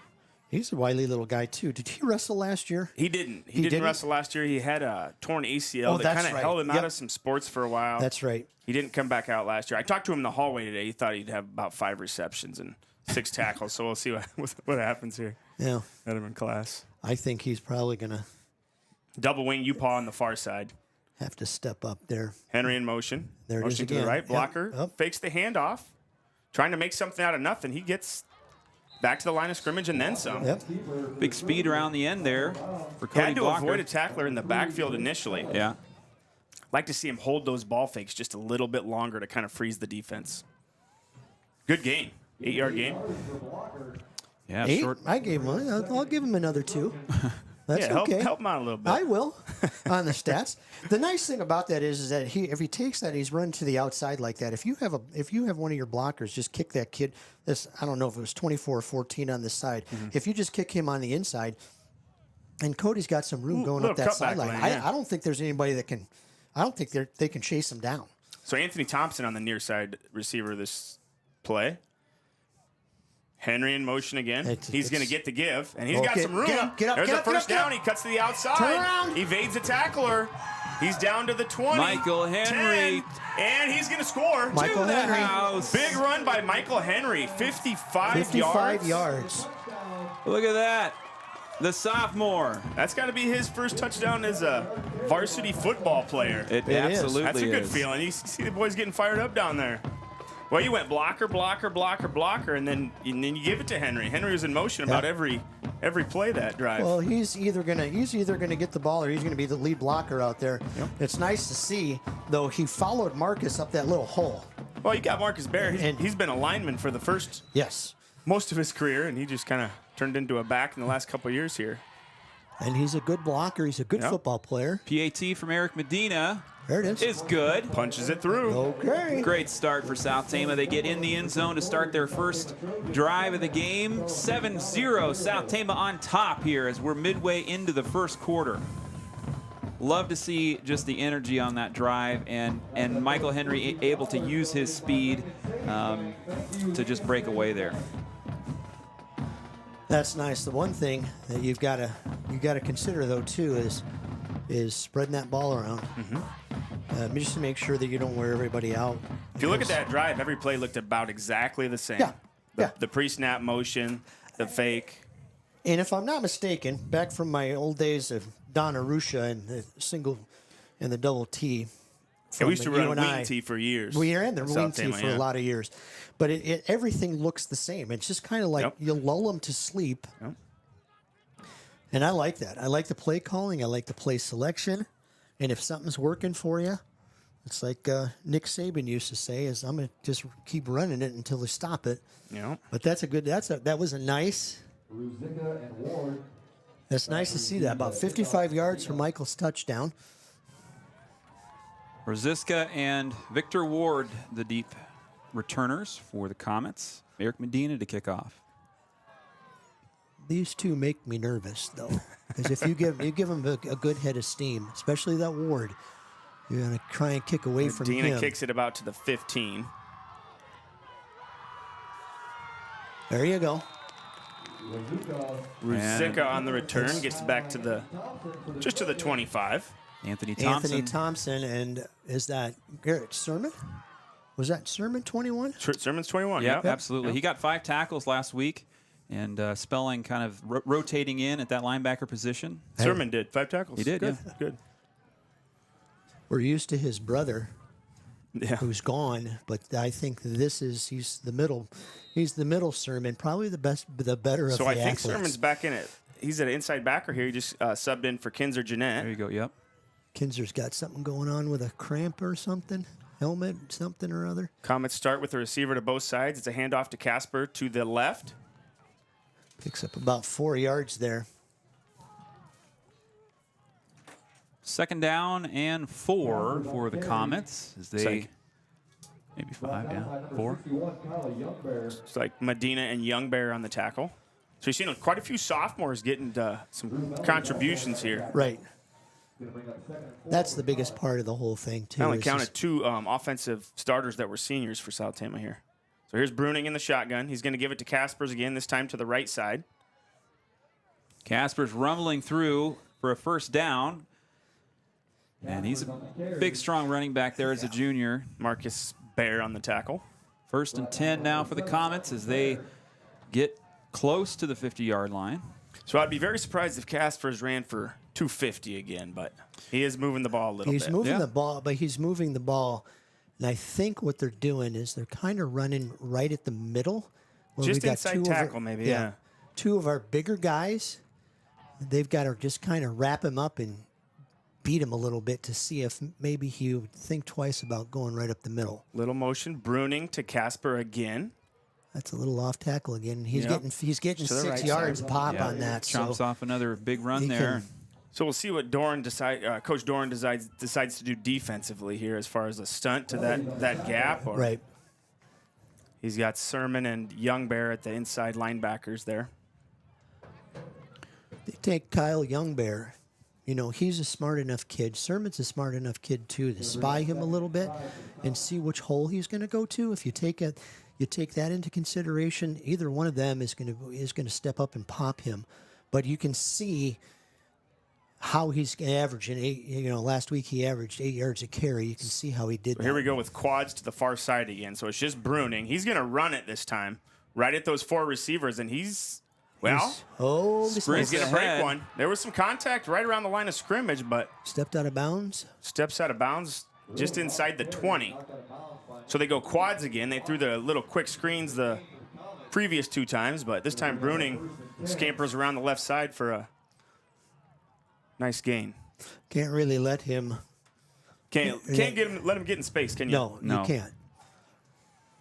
So I think he's a good athlete, and watching this guy, it has to be his brothers, the quarterback for that freshman-sophomore team, getting them out. Yeah, I think they 2 have Brunings listed, so yeah. They have a lot of speed, I'm sure. Bruning to Kaspers again. Good contact there. And Marcus Bear with the initial, and then a swarm of Trojans bring down Kaspers. Sermon, Bear, Youngbear. I'm not quite certain who. So a 1-yard loss is marked here. 2nd and 11 after the big run by Bruning. South Tama's got to dig in their heels here. So we got Bruning in the shotgun, 2 receivers to the far side. Kaspers lined up next to Bruning to the left.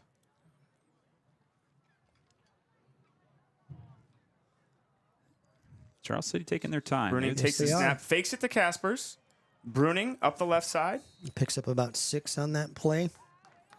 It'll be 3rd and about 6, 7. I don't think that Casper's probably used to the swarming type of a defense. I think if you get Marcus Bear, or we've got one guy slowing him down, and then everybody else just and that's what we've taught that since they were in 7th grade. All right, here's Bruning taking the snap. He gives it to Kaspers up the middle again. Yep. And he's just kind of plow horsing his way through. Kind of like a Mike Allstott fullback looking situation with him. Really straight up. He did deliver a shot to one of the defenders trying to tackle him there. And that's a case of what we're talking about is the defender that tried to tackle him the first time just kind of plowed him over and didn't stand him up and slow him down. He just keeps those legs moving. Slow him down, get a hold of something. Exactly. 2 receivers to the short side. Bruning taking the snap. 1st and goal giving now. To Kaspers again, inside to the right. Picks up about 3. Number 55, I believe, is Drew Mellies on the tackle. I think what's going to happen is Casper's he's just going to run this as much as he can, get this clock moving because Charles City, it knows that they're going to be in a game. They're picking up the pace a little bit offensively, I would say, as far as the play clock goes. Setting the tempo, would say. 2 receivers to the near side. Here's Bruning giving to Kaspers, and he will score. Bangs his way in. So this game's going to get a little bit closer here. First touchdown of the game for Charles City comes from Deacon Caspers, the junior running back. 2 minutes to go here as the PAT gets set up. Bruning will do the kicking again for Charles City, and South Tama looking for a back and forth action here in the first half. And it looks like they're going to run an offensive play here. Okay, yep, there you go. Casper's up the middle, and he is in the end zone again. Not a bad idea there. Just seeing what you're getting from your line and the lanes that Caspers had to work with. So Charles City takes the lead. They'll be up by a point, 8-7. 8-7. 2 minutes to go here in this first quarter. If you're just tuning in, South Tama got a breakaway touchdown from Michael Henry midway, about the 6-minute mark, and now a big drive, just a plodding drive. A lot of, all run plays. We're not seeing hardly any passing from Charles City. Now comes time to buckle it up. You got your special teams out there. Let's get some momentum back, right? We got to get a little momentum back. You got Henry and Clegg back there. Going to receive the kick. Looks like they're putting their heels on about the 8-yard line, not expecting a big leg out of Bruning. I think he's got to be one of those line drive, kick it on the ground type of a guys. Yeah, because I can't see, just based upon punting and being tired and all of those other things. Yeah, he doesn't come off the field too much. No, he does not. Maybe 5 plays on defense he was out for. So Tanner Large in front of Clegg and Henry. It's going to go to Tyrus Clegg. Come on. Tyrus working his way to the left of the field. Turn it up. To the near side. He's got a running lane. It's going to be a nice return by Clegg. Good job. Tyrus Clegg almost out to the 50-yard line. Biggest return of the season so far for the senior. What I liked about that is the other returner, Michael Henry, got in front of Clegg and was throwing some lead blocks. Yes, he did. It's good to see. That's the kind of, getting to know him, getting to know Henry the past couple of years, that's the type of kid he is. He's one of those sophomores. He wants to play football. He wants to do what he's told to do. You tell him to get out there and he's supposed to block on that play. He's going to get out there and he's going to block on that play. Blocker running the play onto the field. Coach Dustin Pesca taking over the offense this year. So we've got Sermon at fullback next to Blocker in the double wing. And Blocker is going to give it to Eric Medina. And Medina falls down near the line of scrimmage. Nope. Yeah. Too many black jerseys standing up watching him. I was going to say, you come in this way, you're running to a shorter side of the field. You've got to be careful. That's when the blocking becomes really important. Whoever his lead blocker is going to be out there is going to make sure. Eric Medina's first touch of the game. That was the first time he motioned. Either wing can motion. Previous drive, it was Henry. Second down and 10. Minute to go here before the quarter break. Minute and a half, minute 15. Marcus Bear back in there at fullback. Blocker switches him to the other side. And here's the fake to Henry. Almost an errant snap, but Blocker with a nice little game. Pushing ahead past the 45 into Charles City territory. He'll pick up about 6 yards. Almost lost the snap. Yeah. I just kind of watching the ball. It looked like it was going to be up over his shoulder, and Michael had it in his hands. But he just grabbed the thing over his shoulder and tucked it and ran. Gonna bring up 3rd and 3 for the Trojans. 3rd and 3. Clock running here is we might get one more play off before we break for the first quarter. Anthony Viramontes, the first one to the ball there. He's the center, just a sophomore. Smart kid. Get out in front of your fullback. Here's Blocker. He's going to fake to Henry. Turn this way. And get your first down. And finds a little bit of daylight. Gets pulled forward by the defense there. Good thing he's not the biggest guy. A bigger guy might not have fit through there. Exactly. Good vision. Good vision by Blocker. First down, and that stops the clock. So another play here before we flip the field.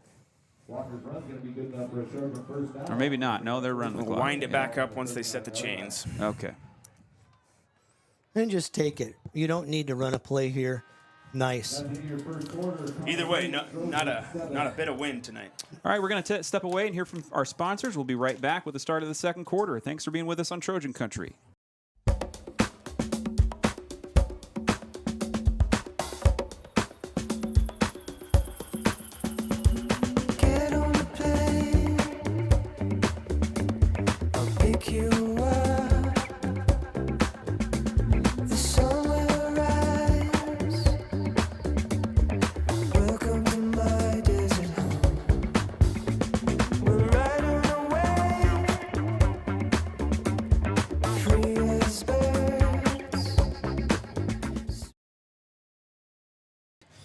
Welcome back live from the STC Trojan Field. I want to say the STC Roundhouse when I lead into that, and I never. We're at the football field, north of the high school. We're having a great time. South Tama trailing by 1. Start of the second quarter just about to happen here as South Tama is driving into Charles City territory. Thoughts from you guys on the first quarter? I like the way the offense is moving. Defense needs to short up a little bit and kind of spy Cassidy and maybe try and stop him from that. That 25-yard run is the thing that killed him on that last drive. But I like the way, and I hope that they're designed to run that way. But if Cody Blocker is making decisions, he's making good decisions, keeping the ball, handing the ball off, and doing those types of things. Offense is moving the ball. Yes, and it's just defense is going to have to slow him down. Right. Keep them moving, because Charles City, if you take a look at their side, you take a look at their roster, I don't know where all their guys are that are on the roster unless they put. I think they must have had all their sophomores listed. I think you're right, because they don't look like they have that many more kids than we do. 1st and 10. Here's Blocker. Medina in motion. Blocker keeps it to the near side. And he's wrapped up immediately. Number 24, Jackson Rosiska on the tackle. 55. 55, is that Mellies? Drew? Yep. Is it? Yeah, he completely missed that block coming through there. So 2nd and 10 for South Tama. From the Charles City 39. Just wind this up and just keep this. And that's the thing about this double wing they're running, is that if you get the ball moving and you get the clock going, it's going to be a pretty quick game. Thompson, the receiver, on the far side. Jeanette, the tight end, to the near side.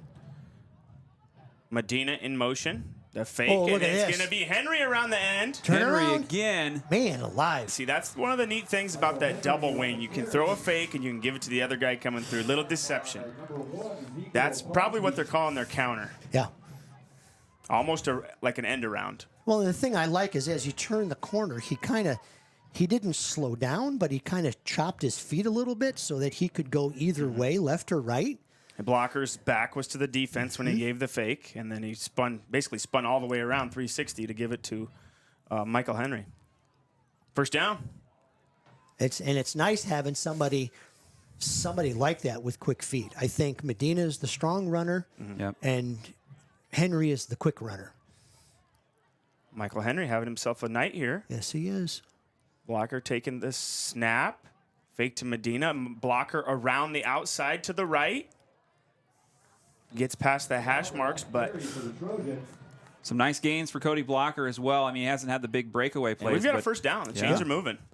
Really good to see the South Tama offense pushing forward here.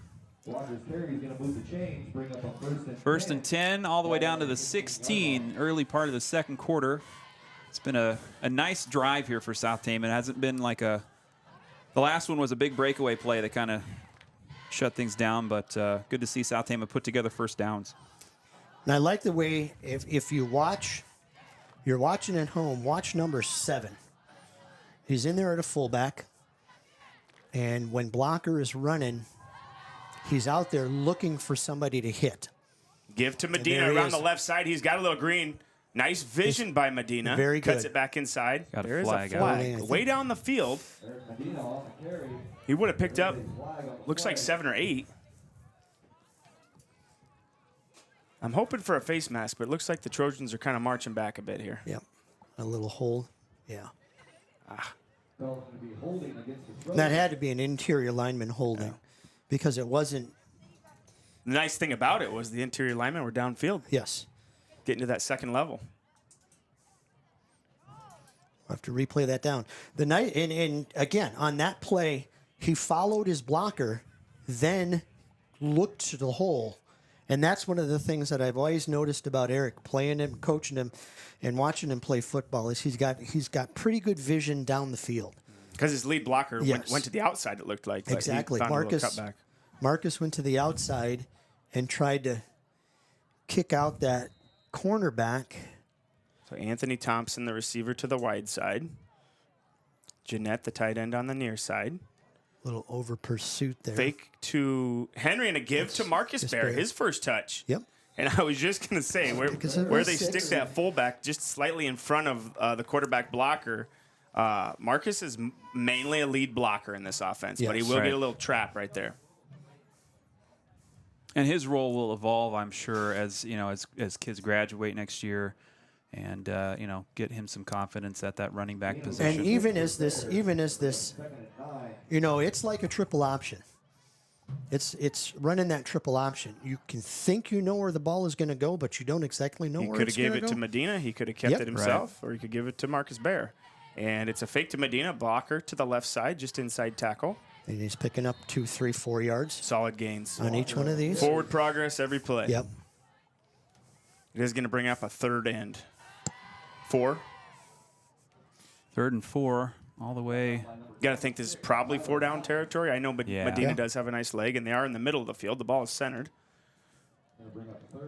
But at this point in the game, I don't know if you... With Casper's, though, still fresh. Right, yep. You're gonna have to... I think you're going to have to match these guys point for point, or at least keep them close.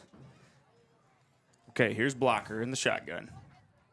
Thompson to the near side. He's going to give it to Michael Henry. And Henry's going to scoot Little out. stutter step. Ooh. Henry right to the corner. Good. Oh, no, They mark him out at the 1. He took kind of a lick at the end of the run as he was kind of going out of bounds. But did you see the kid who came out? Marcus blocked him. I didn't see the block. Marcus blocked him, tried to let him go to get back out to hit another block, the kid that pushed Michael out of bounds, and the kid was holding on to his jersey. Oh, well, defensive holding. They just kind of... Not a call you get a lot. Probably, No, the defensive. but kind of he just kind of pulled him along the ground, and that's nice. Little stutter step by Henry, too. Yeah, he just... He kind of slowed down, stuttered, and go. Vera Montez breaking the huddle at center. His feet are fun to watch. Not changing up the formation here on goal line. Anthony Thompson to the right. Blocker takes the snap. It's Medina in motion. Blocker fakes to Medina. Ooh. Sticks it up in there. They're calling touchdown. Yep. Touchdown, He had it Trojans. across. So South Tama is moving the ball here. And that's great. Some players on the Charles City line playing both ways. So just getting Charles City having to have them run the field. That's a good thing. Keeping their offense off the field. Good things to see. 4 different ball carriers that drive. Exactly. Yeah. Blocker, Medina, Henry, Bear. Yep. And here comes the PAT from Eric Medina. It's a high kind of floater. That's and good. It's good. Second straight PAT for the sophomore utility player. And South Tama reclaims the lead here with 8 minutes to go in the first half. South Tama 14, Charles City 8. Got an opportunity here in that streak. Yeah, 17-game losing streak for South Tama. And they've got it. Let's see if we can get to the... A lot of ball game left. There is a lot of ball game left. And We got to figure out how to stop this Bruning Caspers because they're about the only two that touch the ball over there. Yep. And the second half has been the difficulty for South Tama. I don't think Bruning's thrown a forward pass. No. He just threw that little lateral. Couple screens. But you got to be careful because this could be one of those situations where you're just waiting to get Victor Ward in there. He caught one pass for 4 yards. Or excuse me. Well, number 15, there was Littleton. This Littleton he's had a receiving touchdown last week. Yeah. He caught 2 for 51 yards. So you got to think And we don't know if it was a screen that he broke. Right. It's exactly what I was just going to say. But, he's 2 catches for 51 yards. Both of those has probably got to be, if you get him in open space, he's going to be fast. But you have to be very, very careful with these guys. I think you have to be very careful because they're just concentrating on one guy right now. So if we fall asleep and we concentrate and try and stop that one person, they've got a couple of other guys. And so do we. We've got a couple other guys that can hurt you. Okay, here's Medina's kick. Dies out at about the 17, number 24. He's got nowhere to go. Picks up the ball. And there's that South Tama's keeping 1, the feet 2, 3, moving. 4, 5, 7 guys. There we go. Nice thing about the kickoff team once in a while, you get guys that are hungry. Yeah. They haven't been in the. They haven't. Wait a second. Hold the phone. Tanner Large out there saying, I got the ball. I was going to say, I thought he had the ball. South Tama's got it. Wow. Tanner Large. Special picks up teams the turnover. ball. Yeah. That's the guy who's hungry. He's been in a few reps on defense at outside backer. I've seen him get on the field, but he's been waiting for his turn. Makes the most of it. And he made the most of it. He had the first initial hit, and then everybody else swarmed to the ball. And, everyone, once in a while, slow someone down. Yeah. Start ripping at that ball, And punching it out. That's what you have to do. You hit them hard enough in the back in that gang tackle and just start. Well, maybe we won't have to. I guess we don't have to stop the Charles City offense. Not yet, anyway. Not yet. Let's do let's have about a 7-minute, 52-second drive. Covering 22 yards. There you go. Hey, stranger things have happened. Yeah. Just go forward with the ball. All right, Blocker's in there taking the snap. Nick Upaw on the wide side. Henry in motion. Blocker fakes to Henry and takes it around the right side. Blocker gets to the sideline. Still moving. Finally gets brought down. Did he lose the ball? No. Okay. Just outside. He did lose the ball. Okay, we give it back. Really? Oh, my goodness. Wow. So number 26, Tyler Heights on the fumble recovery from the linebacker position. So riding the ebb and flow here. Yeah.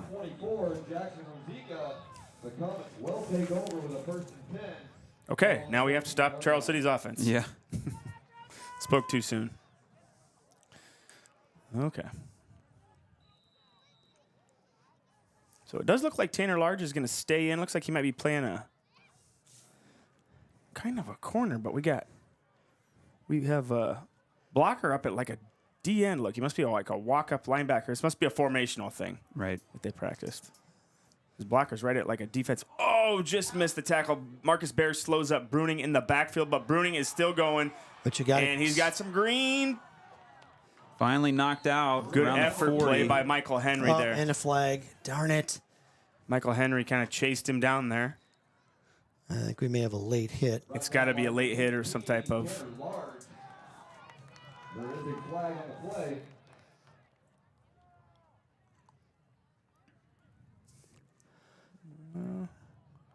Face mask. That doesn't help, does it? No, it does not, as he's probably going down there probably.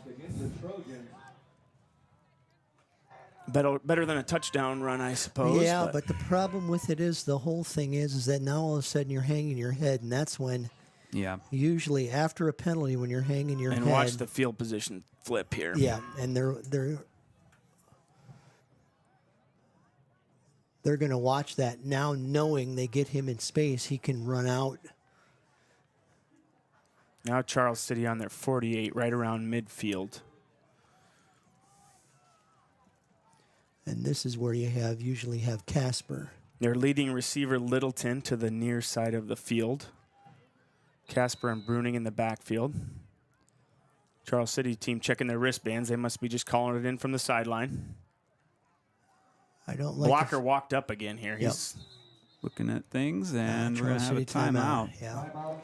There's some confusion out here. I don't like the fact that Tanner Large is out here on Littleton. He's on a an single, island. and there's nobody floating over. He's man-to-man over there. Yeah. And if he can get over here and get some help, and I think that's Blocker's original position, is getting back out there in that kind of like a center field position. Yeah, I don't know if Blocker is like a safety or a corner, but he's really walked up. And he's not hiding. He's not No, he's hiding. walking right he's up just and walking. Almost like a defensive end. Yeah. So Blocker's not listed as a defensive starter, but those guys are all kind of interchangeable back there with Clegg, Thompson, Henry, Large, and Blocker, I think. But if you get them, I think one of the things that you do with Cody Blocker is in that position is if you ride him up on that and somebody's got to come across, even the linebackers are playing a little bit too close to the line to try and maybe stop Caspers or whatever it is. Littleton gets out and he cuts a little slant and gets in front of Tanner. Got nothing but green. Yeah, that's the big play. So Large is on an island here with Littleton, the charge. And Caspers breaks through for a first down. Big gain there for Deacon Caspers. Well into South Tama territory with plenty of time. And South Tama's going to, if this drive ends in another couple of minutes, still their own, time on the clock. But looks like they went with 3 backs. They had Ellis back there as kind of a fullback. And now they're going to run that same formation. Tyrus Clegg is out here, and you got Tanner Large playing a safety position. I would look for the same play this way. Yep. And gets jammed up a little bit. Not a bad job. No. About a 4-yard pickup for Caspers, but the thing whoever's is, the defensive end on this side turned the ball inside just like they're supposed to. Can't let them get outside the and that was box. a nice play. No, you can't. I don't think. So it's probably Marcus Bear getting a step across the line and turning that run back to the inside. I think it was designed to come to the outside. Okay, back to the two-back look. Back to the two-back look when you got a corner. You got 2 receivers out, 1 wide. So Bruning is going to take the snap, give it to Caspers to the right, and he's going to get another first down. That's what we were afraid of, just the ease at which the running game for Charles City has been moving through South Tama. Yeah, Caspers just kind of keeps moving forward, doesn't he? He's got a nice forward lean after contact. Kind of he'll do his little spin move once in a while. And he got 38 or 65 yards and 13 carries. So he's, I don't know, doing my quick math. So it looks like number 14, Cameron Littleton, must be a brother to the receiver, is taking the snap here. I don't know if Bruning's dinged up after that last play. Caspers on the carry, brought down by... Yeah, he's getting looked at over on the bench there. Is he? Yep. Okay. Yeah. Looks like they're wrapping his ankle or maybe a tendon to a lower leg injury. Yeah, some kind of lower body. So we've got Cameron Littleton. He's a sophomore, listed as a receiver and a defensive back, taking the snaps for Charles City now. So but they're going to go with 3 backs again. And he's going to hand it off. Hand it off to Casper Casper's going to run toward the right. And they're not going to do anything silly here either. Yep. Casper's to the right, and it's another first down. Pulling people. Yep. First down or close to it. They're really close to it. So just 5 minutes left in the first half. Charles City marching a little bit. South Tama clinging to a 14-8 lead. Going to bring up 3rd and 1 for the Comets.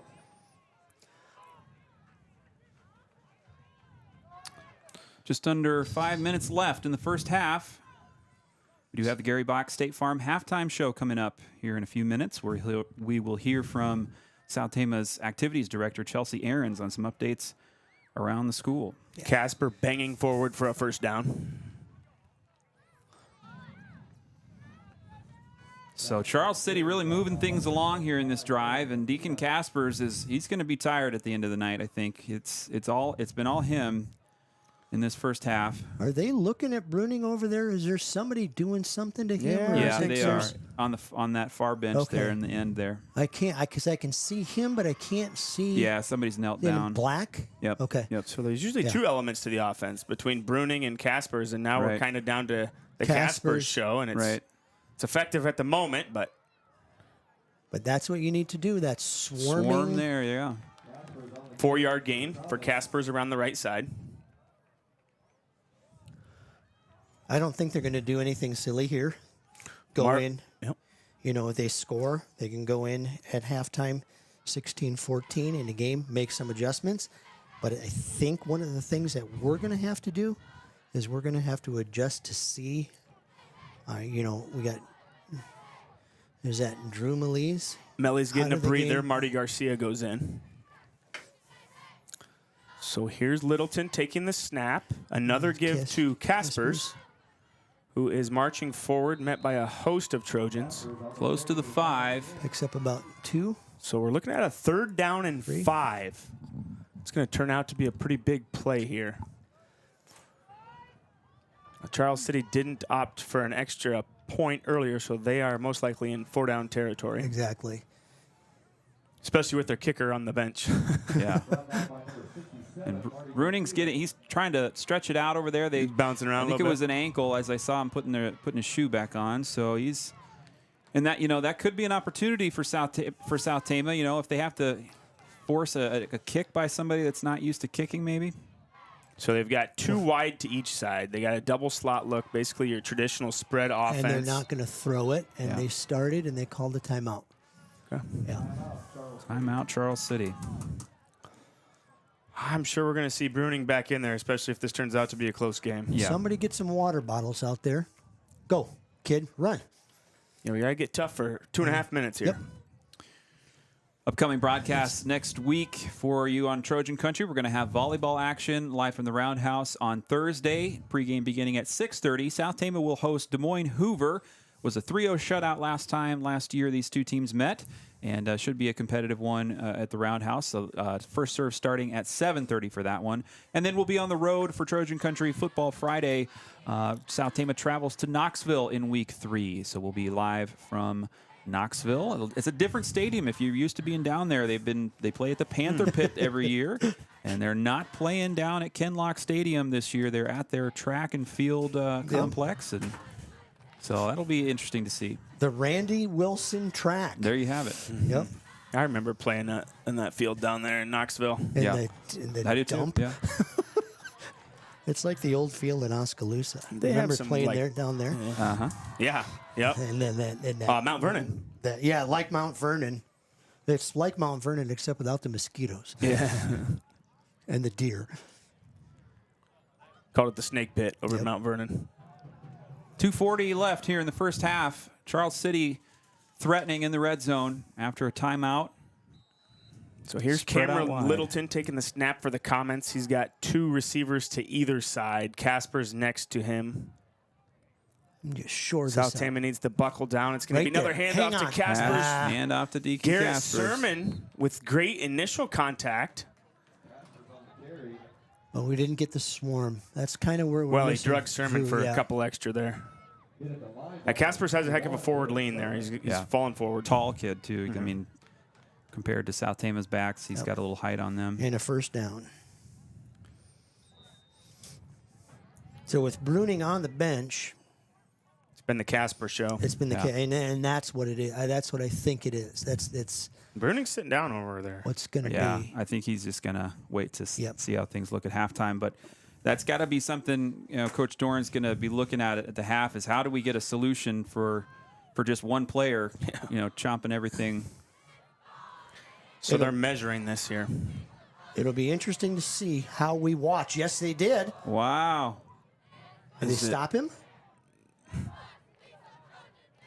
They're moving the ball around now. I don't know why we're I moving. think they're moving it to place it. Okay. And it's 4th down. Okay, 4th and inches Yep. from It is- the, what is it, a 3-yard line? It's got to be about the 3. Scoreboard says the ball's on the 2, but 4th and inches. So will we see a different offensive look? Yeah, we're pulled in real tight here. Yeah. I'd say hand off to Casper's right Yeah, in it's the a middle. pretty safe bet. Yep. Direct But- snap. Direct snap to Caspers. It is. Yeah, that'll work. Yep. Into the fray he goes. I think he got the first down, but I'm not saying touchdown. Yeah. Maybe 1 yard. I don't know. Maybe I'm being a silly boy here, but if it were me and I was Charles City and you're going to line up in that in a direct snap to Casper, why not just run around on the left side there? Well, it looked like they had a couple fullbacks in front of him. Yeah. A couple built-in lead blockers, almost like a popcorn or a heavy look. Just have somebody just kick that in back inside and Charles City isn't all about the deception necessarily here. They're gonna- No. Well, We're going to give it to Deacon Caspers, and But you got to think their guys up front are doing a pretty good job, too, here. So it's going to be another direct snap to Kaspers. He's got 3 guys in the backfield lined up behind the line. And he's going to score. Touchdown, Charles City. And the Comets retake the lead. We've been back and forth here in this first half. South Tama getting their run game going, but it's been going for Charles City, too. Deacon Kaspers will have George total up the yardage at the half, but he's going to have quite a bit. So the game's tied. There we go, yeah. And are we... So we're looking at it looks like we're in the same formation. The heavy popcorn. You got number 64 in the backfield, just behind the direct snap to Casper. Each guard. Stop it. And nope. Right through. He's in. So a pair of 2-point conversions for Charles City. And that's enough to make it 16-14. Difference in the game, right? Yeah. So far? Yep. Oh, yeah. Drew Kaspers is the difference in the game. He's got to be a pretty tough kid, man. He had 30 carries last week, and then... And so a minute 42 as South Tama gets ready to receive after the kind of march down the field and the power punch into the end zone by Deacon Kaspers and the Comets. So what are we going to see South Tama do here with OC Dustin Pescar? Are we going to take a couple shots, or knowing that South Tama gets the ball after half, just try to run the clock and get out of the half? Be hard pressed to ask blocker to be throwing too far right now, but you got to also take your shots when you can find them. Yeah, you still got a minute 40 on the clock. Right. And so who do we have kicking here? Is it number 15? So that would be Littleton, right? Caden Littleton. Yep, okay. He's that. So you got 2 Littletons out there. Cameron at quarterback now. Caden running a receiver and doing the kicking for the Comets.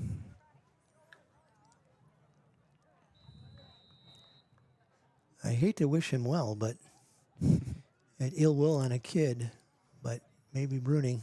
Ankle swells up at halftime.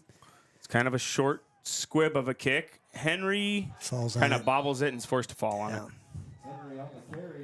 It's getting chilly enough outside. There's a probability that it's getting a little dewy.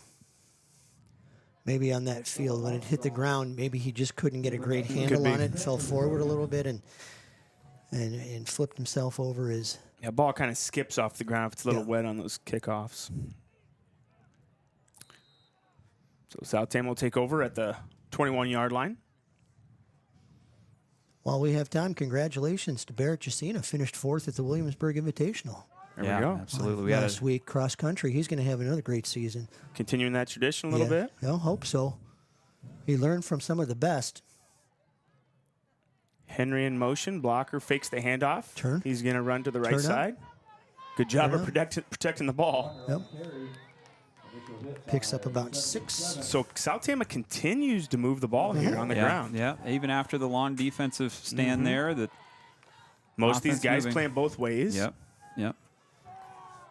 It's not like your offense gets a rest while the defense is out there. Get a lot of the same players. And in a situation where you're, less than a possession difference between the teams going into half, I mean, no more better motivation to find the energy that South Tama has kind of lacked in the third quarter in the past. Well, they say you make your most Blocker progress running between down 1 the and play 2. clock. That's a smart play. And does Coach Doran take a timeout? Yep. He took a timeout. He was standing right next to the line judge. Tapped him on the shoulder with a second to go. So that's a smart play. 46 seconds. Anything can happen here. Yeah, you don't want to turn the ball over. Yeah, don't want to turn the ball over. Charles City could fall asleep. We could get away with something.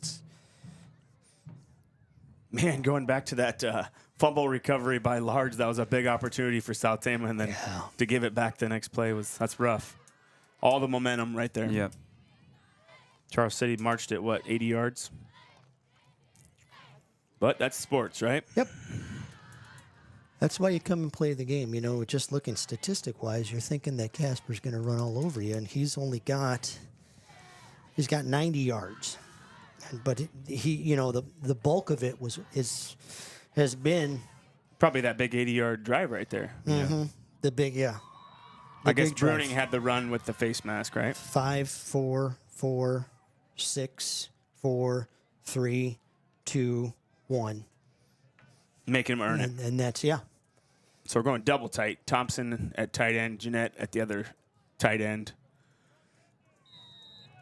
Just get some blocking out here and just see what happens.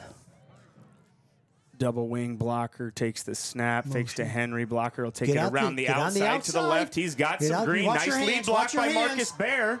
And blocker Time all on the way clock. across midfield. Big run by senior captain Cody Okay. Blocker. Did We he do- get out of bounds? But there is a Trojan Yeah, we slow got- to get up, but Everybody's on their We're on feet. our feet, That's yep. good. He got out of the bounds. They're going to move the chains.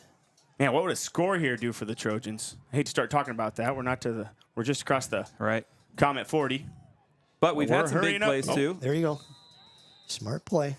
Yeah, some good senior leadership here from Cody Blocker as he's, thinking about time management, thinking about ball control, and getting it done on his feet too. So the spike by Blocker stops the clock at 30 seconds. And where do you go from here with 30 seconds on the clock? You got the ball in. You can open it up now. It's Yeah. not such a bad position as when we were on the 20, where Yeah. a turnover would have been a. And whoever's going to run the ball is going to run the ball hard, whichever direction they're going to go. Now it's They just- second down. I don't think the field marker is correct. No. Thompson out here at receiver. It's going to be a fake to Henry. Blocker up the Blocker middle. again. Not a lot going there. No. He picks up. So do you about call 2. timeout? We've got him, Yep. and just see maybe something. See what Coach Peskin can dial up. He's a pretty creative play caller. We're going to step away for just 30 seconds. We'll be right back after this. Trojan Country would like to say thank you to all of our local fall season sponsors. They include Gary Bock State Farm, Iowa Premium, MercyCare Tama, Stein-Hrabak Floor Coverings, Hrabak Lumber, Medicap Pharmacy, TFD Photo and Film, Kruse-Phillips Funeral Home, Marquess and Hoyer Law Office, Tommy Hexter for Iowa, S&S Car Wash, Darling Ingredients, The Pump, Scharnweber's, Eric H. Media, Assured Partners Insurance, State Bank of Toledo, and Appraisal and Real Estate Services.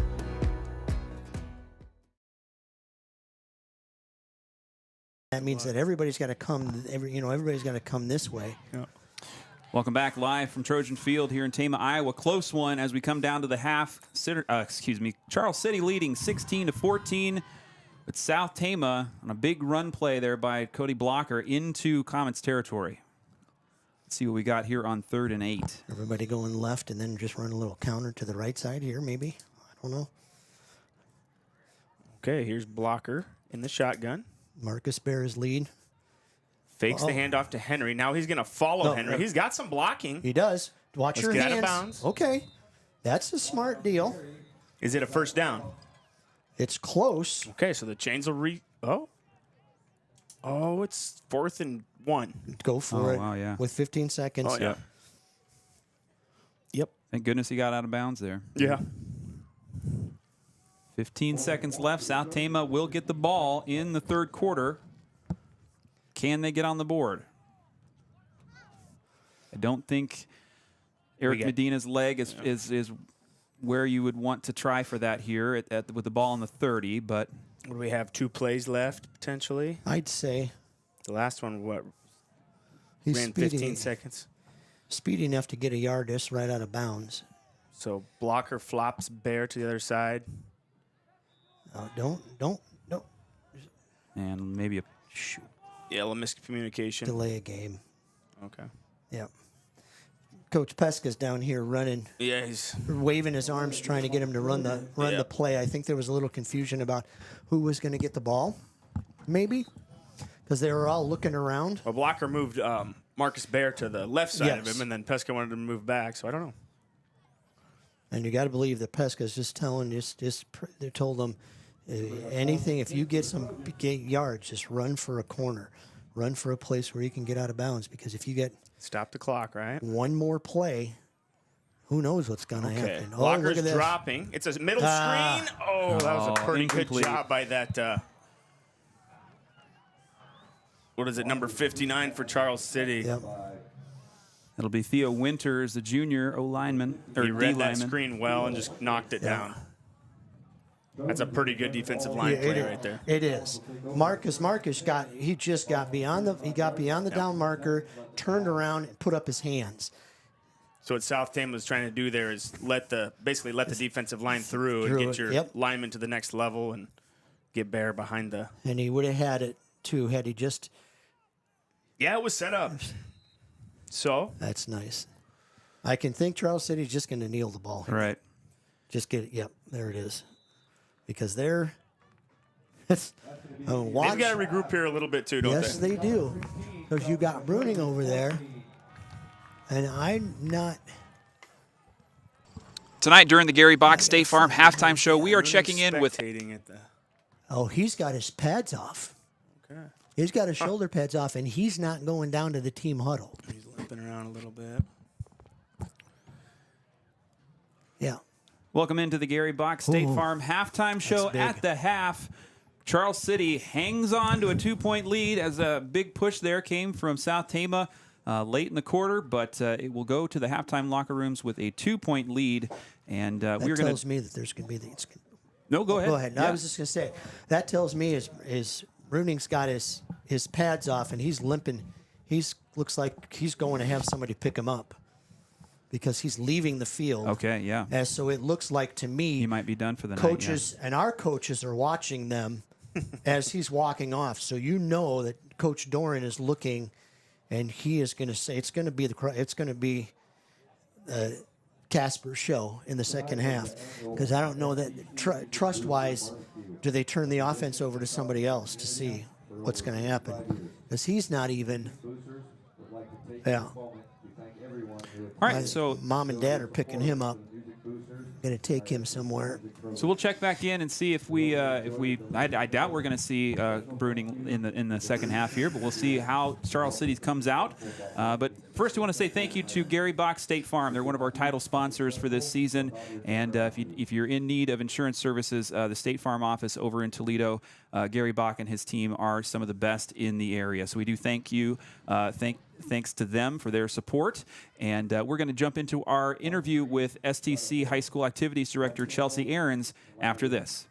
Listen, switching to Gary Bock State Farm was one of the best decisions I've ever made. About 3 years ago, we moved our personal business over to Gary Bock, and I couldn't be happier with the results. Not only did we save a ton on our rates, but the entire experience was really smooth and hassle-free. Gary and his team are always quick to communicate, and they're available whenever we need them, which is so important in today's fast-paced world.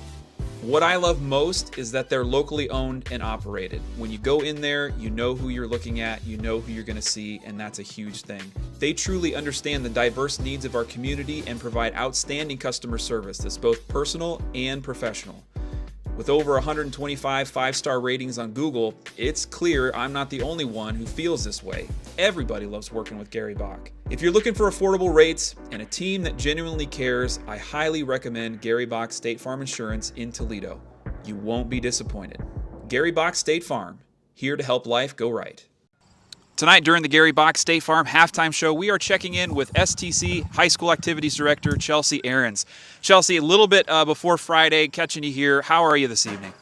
Doing pretty good, getting kind of the panic mode with the home events coming tomorrow and Friday, but we're doing great. I'm ready to go. I'm excited to host some events. Perfect. So we're only, it feels like we've been in school for a week or two. We've only really had kids in the building for a few days. How has this start of the school year felt for you and the staff at South Tama so far?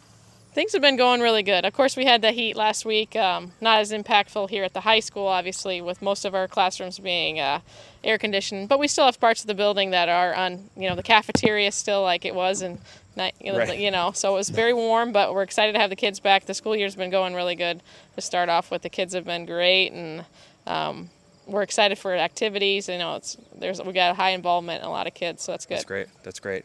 Can you speak a little bit towards some of the other activities happening that aren't kind of part of the Trojan Country, purview, sort of? I know we've got football, volleyball, cheerleading, and cross country, but there's some other things happening at South Tama this time of year. Can you fill us in on what those things are? Sure, yeah. So obviously we have marching band. I know you did a piece about them. Yeah. We're excited to watch them perform in their first home game Friday night.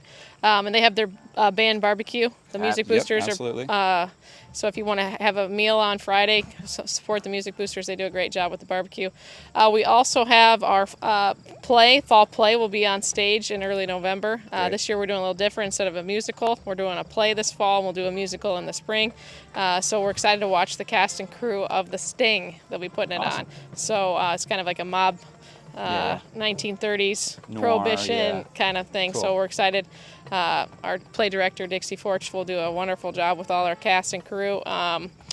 We are relaunching our dance team. We have a new coach this year. Her name is Brooke Dolan. She's new to South Tama, so we're excited for that, and that should come out this winter. I'm sure there's some other stuff I'm missing.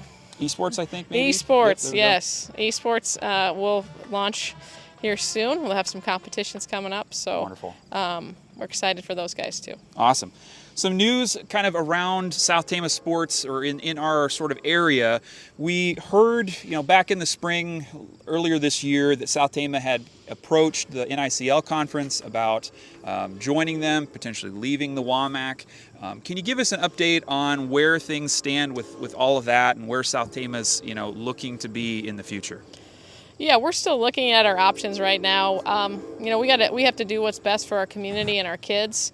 So looking at whether we fit best with the NICL or another conference like the Heart of Iowa, we're still exploring our options. We do see on the horizon that we do want to find a different conference. The WAMAC is continuing to grow with enrollment and competition-wise. And with our declining enrollment, we've dropped 12% this past year for our beds, which is our classification. We're down from 358 kids at the high school that they measure to 315 this year. So we want to look at our options. We're still doing the kind of reaching out to these conferences and looking at what would be best for our community. Not just geographically, competitively, do they have the programs? So we're still looking at those options. And these things kind of have to be a two-way street, right? It can't just be you request, and there has to be a mutual sort of understanding there, right? Correct. So, we wanted to join the NICL, and we were ultimately declined by the NICL in a vote of 12-2. Yeah. So that's not completely over. We could still reapply and go down that path. So, yeah, you're exactly right. It has to be a mutual agreement. They would want to have us, and we would want to go there. So finding that fit for us, that would be a long-term solution, not just something that we're thinking temporary. What would be the best fit for us? I've been here this is my 17th year here.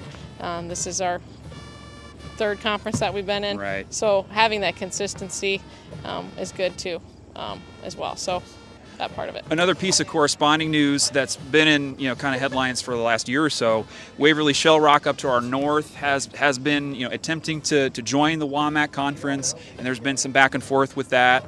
Do you have any updates on where things stand with Waverly Shell Rock potentially joining our conference? Yeah, so they have applied they've applied 2 times to the WAMAC and have been denied both times. We've actually reached the point of mediation where the Girls and Boys Association has been involved in a meeting with the WAMAC conference in Waverly. And so in early or mid-July, we had our second meeting, mediation, and ultimately the Girls and Boys Association denied their application again for the second time. Now that still puts Waverly without a home or a conference. So they still want in the WAMAC, but it's obvious that we don't want them in, and the Girls Association and Boys say it's not necessarily a good fit. So we're still just kind of in the no man's zone. I don't think it's going to happen because 2 times it's like, but they are still looking for a conference. So ultimately it's up to them to find that conference that Okay. Will it be the WOMAC? I don't think so now Okay. because of the 2 meetings. All right. We'll kind of pivot here and talk about some things going on at South Tama with our facilities. We've had some projects happening this summer. We're kind of standing, looking, behind you here, we've got the football stadium. And if you can look, if viewers can look real close, or if you're here on a Friday night, you'll see a huddle camera mounted to the top of the press box here. Can you tell us about what's going on over there and just some projects that have happened this summer as it relates to sports facilities? Yeah, we're really excited to get installed outside as a huddle focus camera, which allows, we have one in the gym. We've had one since 2020, the COVID year, which allows a permanent camera to the structure of the press box, which allows our coaches and athletes to view games. Rather than putting it on a tripod, having to film, it automatically moves. It allows us to record soccer, football. We technically could record a track meet or any event that's out here. And we're not just talking like varsity football. We can record any football games, including junior high and youth games that occur out here. So that allows our coaches to access that footage, practice or game, and our athletes to work on those things. An added feature. So it's really nice. And it instead of having, that steady on picture, it's actually there. So absolutely. Yep. Other projects happening. I think there's some new tables here, some new kind of development happening around the blockhouse and the concession area. Some things happening in the gym as well. Can you tell us about some of those things? Yeah, so one of the larger projects in the summer was the sound system. We've upgraded the sound system in the gym to a really great system. We're really excited to show it off tomorrow night. It sounds amazing, a lot different than having speakers in the center of the gym. Yes. These are speakers around you. So we're really excited. We want to thank those businesses and supporters that put in money for that. It's going to be amazing. We're really excited about it. It allows us wireless now. To play music, a Bluetooth feature, that type of stuff. We're kind of stuck back in the 90s maybe. Some other projects, we're currently standing what will eventually be some new cement, and we've got some picnic tables out here for our pivot community. over here so we can see. So here's our kind of concession area and some new tables and some of the cement that's going to get reworked soon. Yeah, tell us about that. Yeah, so we're hoping to tear out this cement here next week and get this expanded so there's areas for people to sit with their picnic tables, right, have their food at the concession stand, just have a larger, more welcoming area once you come in. You can see that some of the cement's cracked a lot because of weathering and rain and all that stuff and snow. So we're excited for that. Hopefully, obviously it's not going to be done for Friday. We're hoping for the next. So we want to thank the people that have put in time for that too. Awesome. Yeah. All right, couple. We'll do these kind of quick hit here as we're running low on time. The One campaign has been an effort that we've read a little bit about on social media. Some things that South Tama has been getting going early here in this year. Can you tell us what the One campaign is for those that haven't read about it, and what it means to the South Tama community? Yeah, I think I've been here a long time at South Tama, and we've had kind of that mentality of we support we want everyone to be supported, whether they're in the band or esports or sports, that we all want to cheer each other on, no matter what the activity that you're involved in. Our ultimate goal when you reach high school, and I talked to the kids about this last week when they were here, is we want you to get involved in something, at least one thing, and then that everyone in the community supports all the activities, whether it's a football game, coming out to that, or just supporting that we are all one team and one community, having that together. So I want to thank Steve Bearden. He kind of created that kind of PA or public service announcement, you could say, to support that and get everyone behind everything that we do, and no matter what activity you're involved in. Awesome. Another announcement that I read on the Booster Club minutes recently, and it plugged to the boosters. If you kind of want to hear some things that are happening or in the works, get involved with the boosters. You can hear some of that stuff ahead of time. But if I understand correctly, South Tama is going to be the host for a state qualifying district girls wrestling meet coming up in 2025. Can you talk to us about that? Yeah, so we're really excited. We submitted our papers and our work to the Girls Association to ask to request a state qualifying meet, and we were awarded that, and so we're so excited. We're going to have on Friday, January 31st. We will have 8 schools here in Class 2A, and those top 2 wrestlers in each class will advance to state. So that's awesome. In the past, they've done super regions where they've had like 4 across the state in various locations. Like we were at Mason City last year and Wells Fargo the year before. So we're going into schools. And we were awarded this because of our great wrestling tradition, our success in girls wrestling. You know, it's only been a sport for official sport for 2 years, but we've had some success, and we're super excited about it. We have a great wrestling community as far as so many helpers that help out with our traditional youth tournament that we have, as well as our duels and boys tournaments. So we're excited to host that. It's a great opportunity to showcase our gym, our community, everything. Absolutely. And here's our last one today. We know that we have some staff vacancies at South Tama, but kind of from your end of things, some coaching vacancies as well. Can you update us on some of those vacancies that are still pending out there for this school year? And also, if parents, community members want to get involved, how they can do so if they're interested in pitching in as a coach? Yeah. We currently have 4 head coaching opportunities at the high school. It seems like we have a lot of middle school openings. Those are kind of more frequent, but we currently have we're looking for a head softball coach, a head baseball coach, head boys golf coach, and a head basketball cheerleading sponsor. So if you have any interest in these positions, I'd love to hear from you. You can contact me, call me at the office, or email me. The school, a couple years ago, the school actually is reimbursing people for going back and getting their coaching. So if you're interested in that, if a financial barrier is the reason, whether you want to just volunteer or take a paid position, the school would reimburse you your classes and the certification for that. That also goes for officials. We're always looking for officials. Maybe you're not ready to put that commitment in for the full year, but you can work some nights. We're looking for officials. We'll reimburse you for your certification for that as well. So plenty of ways to get involved. Thank you very much, Chelsea, for the time.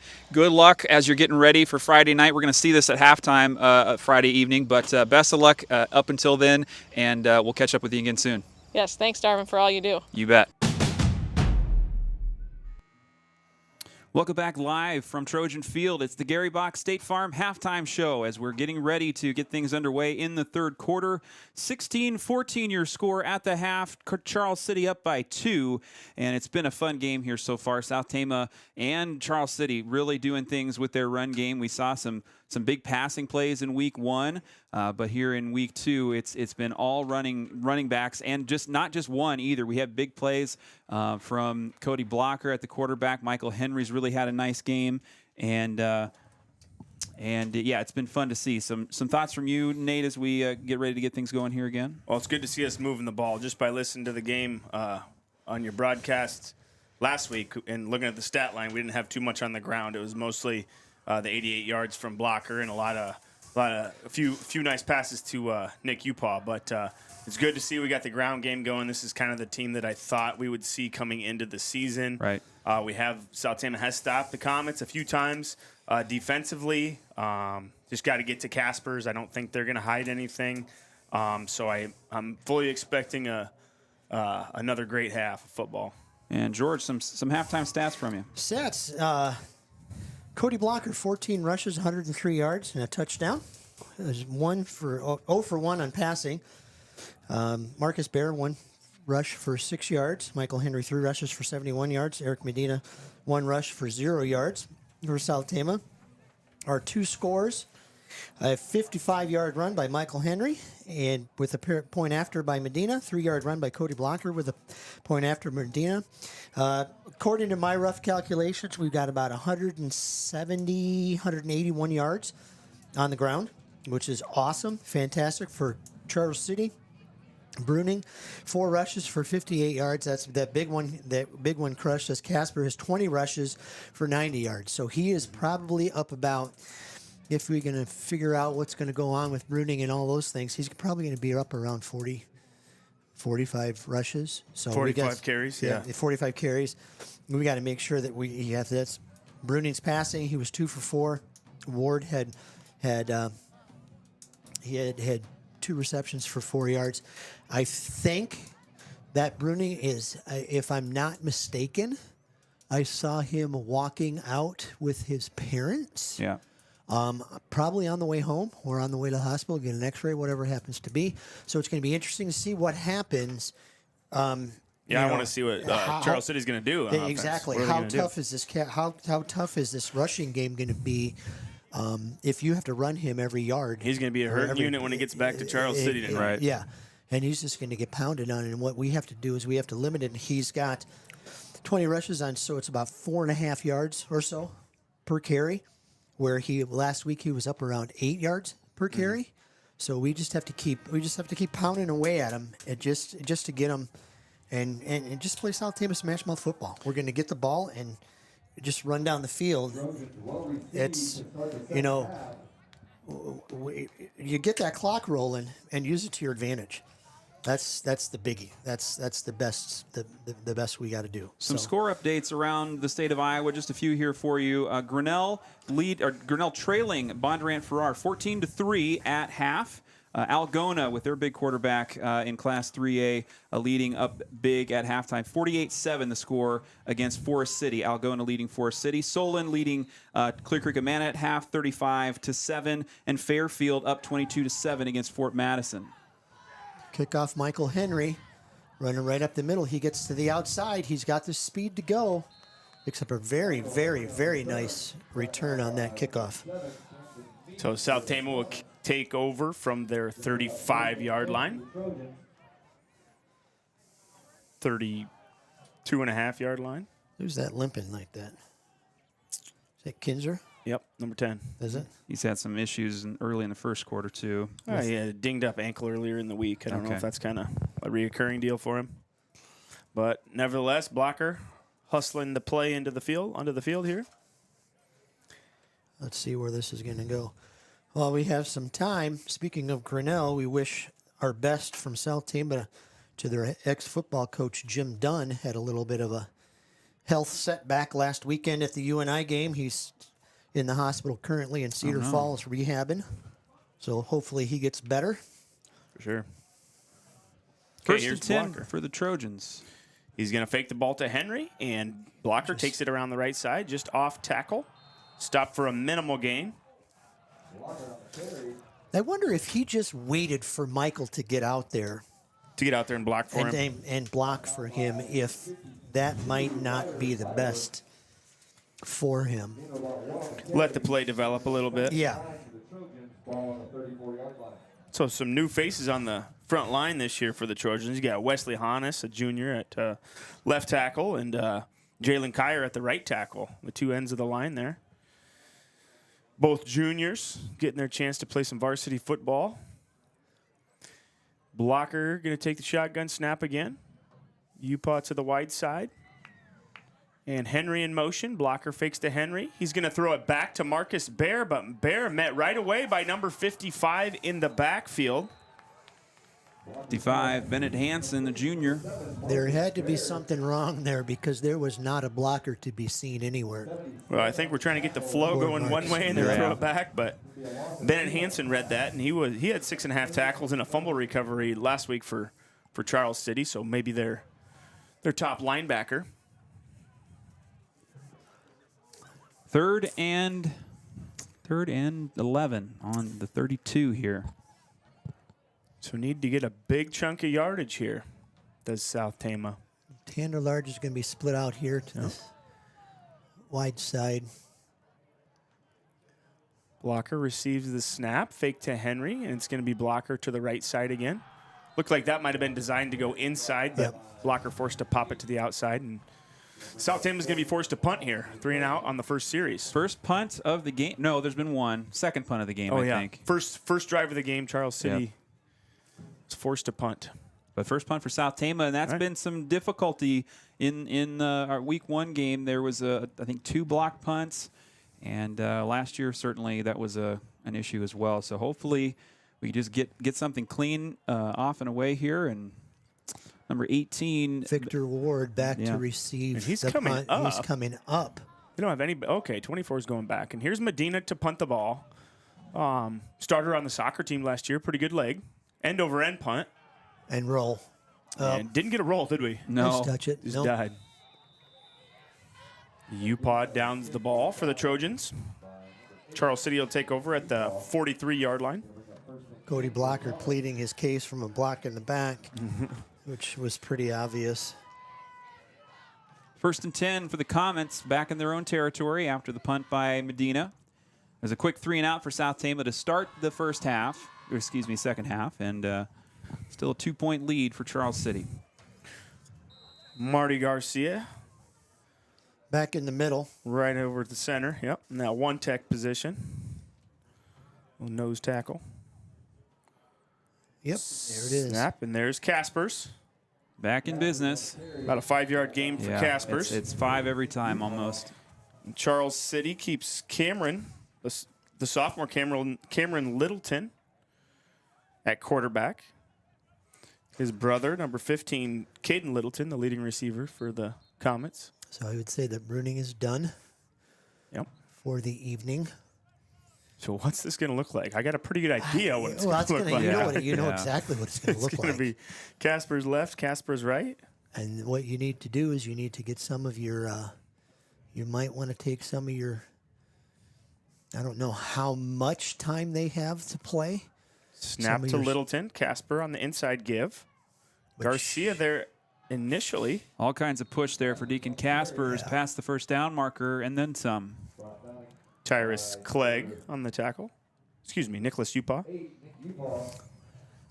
And that's one of the things I think is going to happen, that Charles City has probably decided that they're going to run him until he drops. Right. And make us chase him. No tight ends here in this formation for Charles City. They've got 2 wide to each side. They've got a slot receiver to either side and a wide guy. And with a new quarterback in here, do you just stuff the middle here? I mean, you can't leave him unprotected. It seems like I don't see Caspers running wide. It seems like he's inside the tackles. Yep. He's going to follow us. You know, they're junior. His linemen are juniors and seniors, so they know what they're doing. He's been around for a while. He knows exactly what's going on. You know, he's a junior, so these guys have probably been playing together for quite a few years. I don't remember last year what his role was on this team, but he's a big, strong kid, and he's just basically going to wear you down in the middle. That seems to be their game plan from the get-go. I don't know if they're going to take their quarterback, they throw him. You know, they didn't have that. Haven't seen him throw yet, have we? No. You didn't have that great a success. Didn't see Bruning throw the ball too much either. He threw it twice. Couple screens. For 4 yards. Yep. So if you can get a screen, great. So we've got trips to the left side now. One receiver split wide to the right. Littleton going to take the snap. And that's just trying to drag your defense out. Spreading your defense out, yep. Creating some running lanes on the inside. That's what snap. you need. Snap hits the ground. Littleton throws it out of bounds. Over toward his sideline. I don't know if it's going to be a late hit on the quarterback, some roughing. Nick Upaw standing back there. Yeah.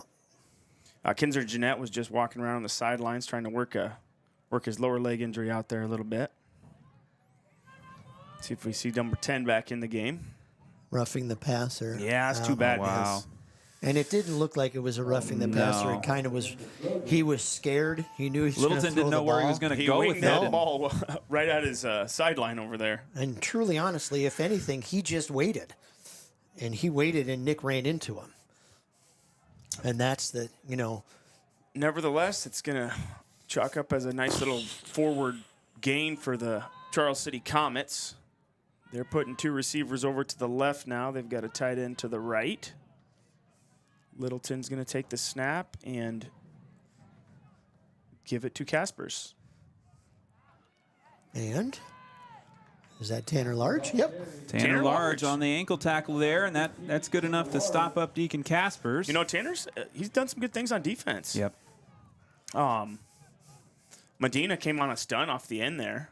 Kind of maybe turned the play inside. Maybe ran past it a little bit, but did enough to turn Caspers back toward the middle of the field. Tanner's got a good nose for the football too. He wants to get in there in contact, and I think that's a lot of the confidence that he has is because he's gotten so much bigger.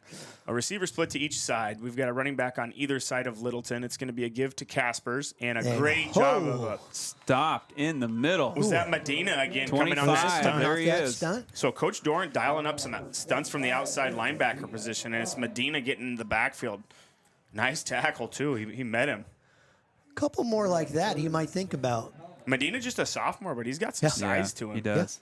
Dorn's said a lot of good things about him as far as just being able to read the ball. He said he's going to be a really good linebacker, just having a nice feel for that position. Do you think once he figures out what his role is on the team and how smart of a football player he can be, that he will just keep getting better and better? You'd hope so. And then step up and be a leader next year? So it's Casper's taking the direct snap. He had 3 lead blockers to his left, and that's the direction he goes. Picks up about 8. It's going to bring up 4th down. Yeah, 4th down. 3. And that's the biggie. So 4th and 3. Big stop. I mean, this is a big play right here, especially in this close of a game. Yep. If they're going to go for it, because they don't have a punter, they're not going to try a field goal down here. Get to Caspers and take him on low. Yeah. So he's going to take a direct snap, and he's got 3 lead blockers to the left, stacked right behind the offensive line. Hard count from Caspers, trying to draw South Tama off sides, and they're going to don't move.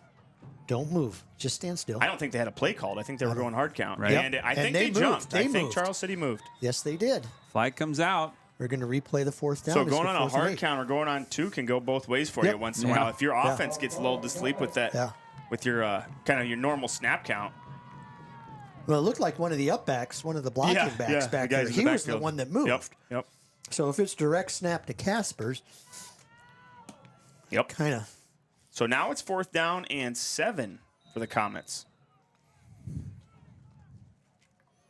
Nice little opportunity for a stand here, defensive stand for South Tama. We've got Littleton back in the backfield. He's going to have 2 receivers to his right side. Casper's lined up to the right. Are they going to let Littleton throw the ball? I don't think. Yes. They are. Yeah, they are. Right down the middle on a slant route. Camden Meek, the intended receiver, and it goes high and wide. Okay. So they do let the young quarterback they give it a throw her toss. up there. So South Tama gets the ball back. The logic behind it is why? Yeah. I don't know, 4th and 7? You can play it safe, give it to Caspers. Does he get 7? I don't know. He's averaging about, what, 4.5? He's, about 4.5, something there, maybe, but he's, for the season, he's averaging about 6 yards a carry. And he's your guy. You get in a tough situation, who are you going to give the ball to? Right. Anthony Thompson back in the game at receiver. He's lined up on the far side of the field. Now it's South Tama's turn. Just try and wear everybody down. See how Blocker much energy puts we got. Medina in motion. And he's just going to follow Medina around the outside. Bear trying to do a good job of blocking there, but... Big tackle by number 31. That's, well, do I have a 31? 64, I think. Okay, yep. That's going to be Jackson Warnke. Okay. Big lineman slipped through there. So I don't think there was much of a fake by blocker that time. He let Medina kind of get behind him and spun around and tried to follow Bear Medina. It's another part. It's another one of those situations where you got blocking on this side that is not coming all the way out and kicking in. So he's running into 3 or 4 defenders, and you've got, who is this, number 27, just kind of spying this side to see where it's going to go. Henry in motion. Blocker flips it out to Thompson. He had a little bit of green. Incomplete pass. Blocker looking for Thompson. Just a quick pass. 3rd and long. Yeah. Tough spot after the big defensive stand there. At least try and push the ball down the field a little further, and looking for a big play here to keep the drive going. And this quarter's moving right along. We're only 4 minutes and 40 seconds left. So it happens when both teams are kind of run happy, right? Yep. Keeps the clock rolling. So Large in at receiver, Upaw on the other side, on the far side. Blocker sends Henry in motion, fakes to Henry. Blocker around the right side. He does have some blockers here. And he's got a hole. He's not going to get the first down, but a nice gain. He's going to get 8 on it. So we're going to bring up a 4th and 3, long 3 About maybe. 3. Yeah, I want to say a long Very 3. long 3. So I think it's time to punt for South Tama. Yeah. Man, it'd be nice to get that first down. You give the ball back and look where Charles City's sitting field position-wise. Clegg's coming in. They're going to try and pull him offside. And Tyrus Clegg doesn't play a lot of offense, so I think when I see him going in, he's going to be the gunner on the near side here. So he's gonna his job is to sprint down and make a tackle. But Charles City is not putting anybody deep to return the ball. I think maybe they're going to try to block this thing. Yeah. South Tama goes hard count. And goes delay. They got picked up a delay a game. Is it delay a game? Okay. So that's okay as long as you get a good punt here. Right. So Charles City not respecting the punt at all. No. They're not putting anybody deep. They are moving some players in and out here, so maybe they're probably looking for the hard count. I mean that's one of the biggies. And then as a coach, you're saying watch the ball. Watch the ball. Make sure that you just don't jump. And we're having the same conversation up here. Is this a time where you go for it? I don't think so. Yeah. I mean, on the previous play, and maybe Charles City's saying the same thing. Hey, keep the defense on the field just in case. The way the quarter is moving, it's going to come down to. It probably is going to come down to the plain and simple fact whoever scores. So the quarterback Cameron. No! A high snap. You got to get Medina. Don't try. He kicked it. Tried to kick it. Kicked it into a Charles City kid. So this is kind of a rough go here for South Tama on that play. So the Comets are going to take over with great field position. The chain reaction of mistakes happened there, and I was looking back here at the returner. Was it a snap issue or just a hand high snap? Like he wasn't paying. It didn't look like he was paying attention to the snap, and it kind of surprised him when it hit him in the hands. Oh no! So it. Okay. Nevertheless, here's the Comets. It's the whole blocking thing too. Right. They've got 3 in the backfield. Number 3 has been a blocker for Caspers, but he's going to take the handoff and move toward the left side. It's Braden Ellis, a senior. Yeah, starting.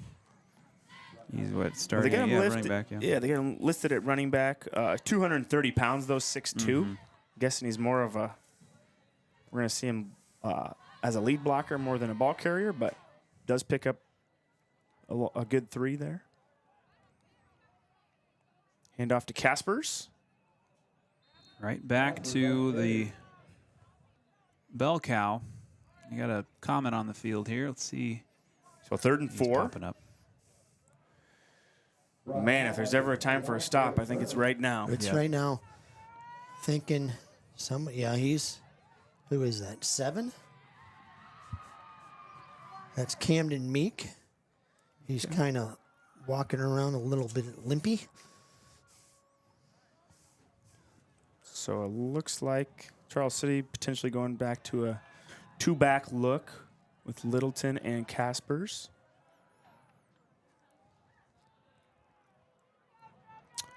Hand off to Caspers. It looks like a trap.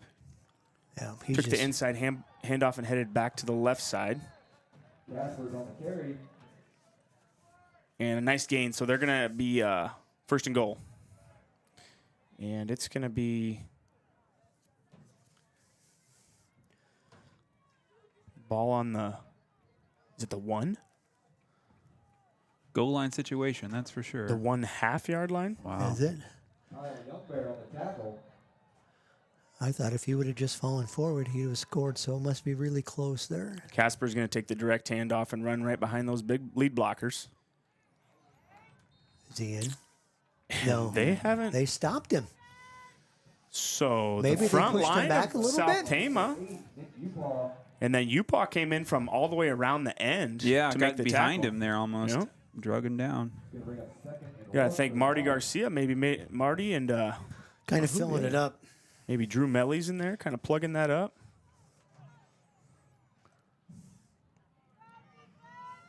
Second and goal. Direct snap to Kaspers. He's going to run to the right behind his lead blockers, and this time he gets it. It looks good.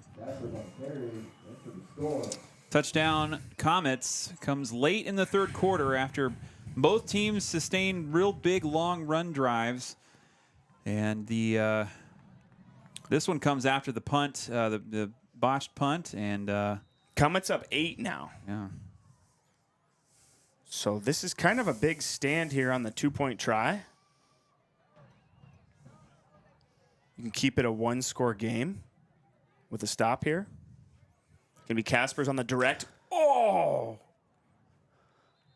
And South Tama with the ball. You cannot run that back. Large comes running out with the ball again. So big stop for South Tama. Keeps it a 1-score game. That was Garcia on the initial contact there, and then Marty got in there, didn't he? Just kind of held him up a little bit, and that's a positive. So take that and move on. Somebody needs. Yeah, you go down 2 scores as fast as that clock's running right now. One of the coaches needs to go to Medina, and he needs to say, "Okay, you made a mistake. Clear your mind. Make sure that things are." Yeah, we're not in panic mode, are we? No, not even close. Not the way that you've taken their quarterback out of the game. You've been able to move the ball on offense. Got big plays. On both sides of the ball. Okay. Clegg and Henry back deep to return.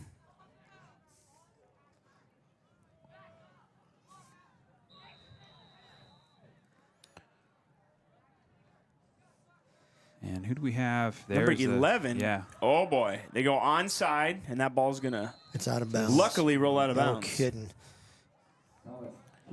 I saw the kicker. He didn't take much of a run at it. No, he did not. I think that was 11. That was 11. Jesus Villagomez. Okay. Yep, that's their onside guy. We've got to have that figured out now if we see him go out there again. You're right. Well, with your kicker out, gone, what do you do?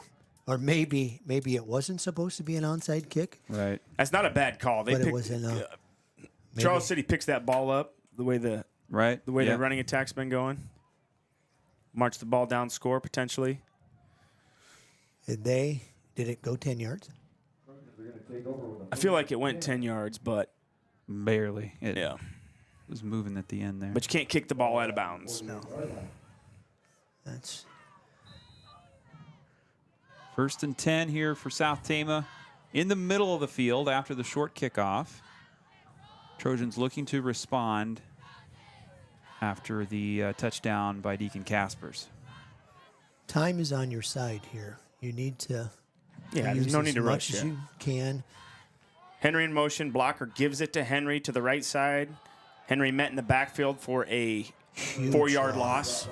Big tackle by Camden Meek, number 7. So South Tama behind the sticks here, 2nd and 13 or 14.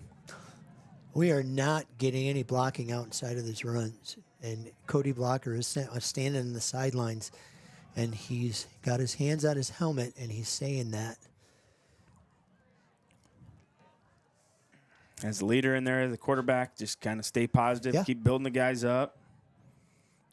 But you've got to get we've got to get some blocking. If we're going to continue to run that right side, you've got to whoever's on that right side, and you're getting Marcus Bear out there as a lead blocker, but he can't block 5 guys. Fake to Henry, blocker looking to throw, dumps it over the top. Dumps it. Marcus, right there. Marcus Bear, the intended receiver. It goes incomplete. Blocker with a big body right in his face. Yep. Was forced to try to kind of get it over the top to Bear. Under 30 seconds left here in the third quarter. He was open, maybe turned around a little too soon for Cody to throw the ball to him. Yeah, like I said, Cody had someone in his face right away. It's a tough play. And this is one of the things where you've got so many kids playing both ways that it's starting to wear on. You look at Charles City's sideline; they don't have a lot of bodies either, though, do they? No. But the thing that Charles City has is experience. Blocker running to the right, and he's got positive yardage. It's going to bring up 4th down, though, 4th and 5 or 6. And injured player on the field. It's a Trojan. Hopefully a calf cramp. Yeah.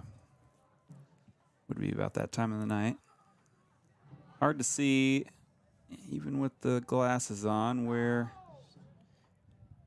we've got down here. I don't know who it is. I see on the South Tama side, what is it? It's 8 seniors. Everybody else are junior, freshmen, and sophomores. And on Charles City side, 1, 2, 3, 4, 5, 6. And that does not look like a calf cramp. Where they've got a trainer from Charles City working on a knee from the injured player that's kind of flat on his back. So we'll step away with the injury timeout and be back with more third quarter action after this.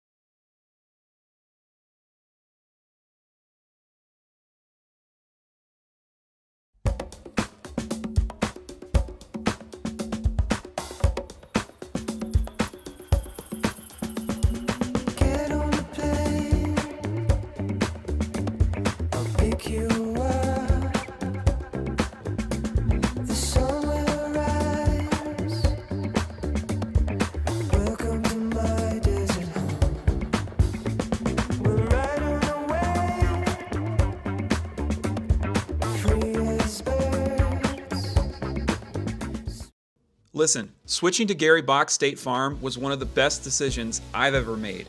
About 3 years ago, we moved our personal business over to Gary Bock, and I couldn't be happier with the results. Not only did we save a ton on our rates, but the entire experience was really smooth and hassle-free. Gary and his team are always quick to communicate, and they're available whenever we need them, which is so important in today's fast-paced world. What I love most is that they're locally owned and operated. When you go in there, you know who you're looking at, you know who you're going to see, and that's a huge thing. They truly understand the diverse needs of our community and provide outstanding customer service that's both personal and professional. With over 125 five-star ratings on Google, it's clear I'm not the only one who feels this way. Everybody loves working with Gary Bock. If you're looking for affordable rates and a team that genuinely cares, I highly recommend Gary Bock State Farm Insurance in Toledo. You won't be disappointed. Gary Bock State Farm, here to help life go right. Tanner. Welcome back live from Trojan Field here in Tama, Iowa. Still on an injury timeout. We've got an injured Trojan down on the field on the far side here, and I think a Gator is going to get him carried off. It looks to be some kind of lower body injury. It doesn't seem like a concussion situation, but still no official word on which player this is, as he hasn't been sat up yet. So yeah, it's kind of hard to see way over on the opposite side of the field there. Especially with we got Doran's over there, Mm-hmm. and the trainers for Charles City are over there. Coach Pesca and Coach both Suhanik over here kind of keeping the team together and keeping them focused. Both head coaches, and we got the Gator going out, so hopefully it's some kind of knee issue that he's getting his right knee looked at, and we'll see here in a second when they get him sat up. Either way, South Tama does not have the numbers to suffer many losses this season. So both teams taking a knee here. I got loading somebody up on it looks like Marcus Bear. Okay. Drew Tanner, Yep, with that white hood. It's Marcus, yep. So Marquess, starting fullback, defensive end. The Trojan, his teammates are running over there to wish him well. And hopefully that young man's okay.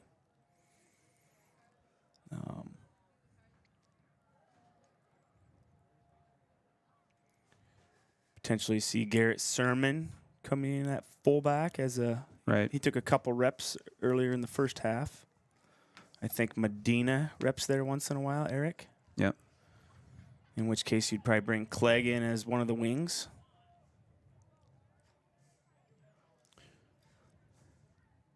So we get ready to get action back underway. We do hope for the best for Marquess, and yeah, I haven't seen him bring that Ranger out like that before. right. Hopefully he's okay. He's pulled a pretty big load tonight too. Yeah. He's played a good game, and he gives you 110% everything he does. Kind of South Tama's guy on defense in week 1. Yeah. He's having a good game tonight, especially, just offensively, lead blocking. So it's going to bring up 4th and 7 for South Tama. We've got 2 receivers to the near side. Looks like Blocker and I'm going to say Garrett Sermon back there with Blocker.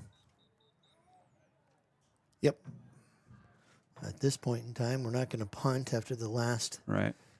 Large and Upaw on the outsides. Michael Henry playing a kind of a slot just inside of Large. Kick out of this? Quick kick? This is a new formation. Yeah. Yeah. Here we go on 4th down, and here we don't go. We're having trouble getting the. So we want to wind the clock? Yeah, he's calling for them to wind the clock, but uh-oh.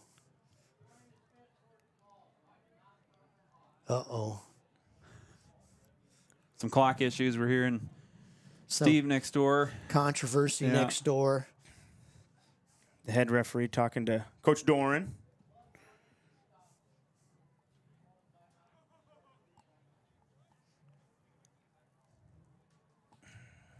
Who knows? There's so much confusion about this clock. Yeah. It's just in its 2nd year of operation for the state of Iowa. And next year, isn't this year basketball? Everybody goes to shot clock, JV and varsity. Right. Yep. And then next year it's going to be middle school. Middle school? That's what they're talking about. Sheesh, that's going to be a cost for the schools, right? Right. Okay, so out of this formation, Sermon almost jumps as a fullback, but they're not going to throw a flag. And Blocker's just trying to draw him offside. Now we'll maybe call a play or. Okay, we're going to quarter. We're just trying to draw him offside. Yeah. Trying to figure out what was going on there. Go out there and do the hard count. No play called. That's what the referee probably came over to say, is that he wanted the clock running. Right.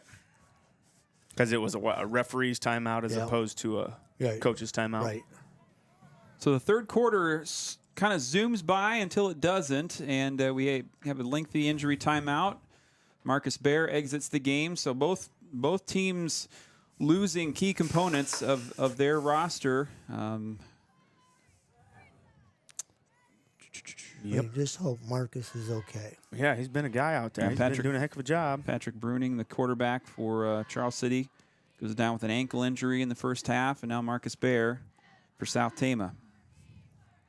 Sermon filling the shoes for the injured Marcus Bear. And he can step up. He's a sophomore. He's not gonna shy away from any contact, I don't think. No.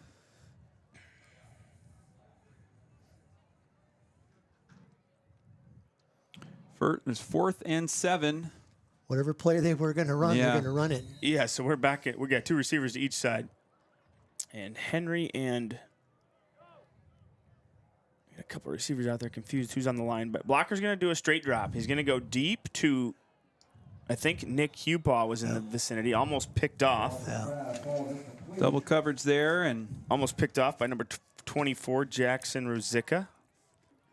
And what it looked like kind of what we used to call a JV punt, where he was throwing right at him. Yeah.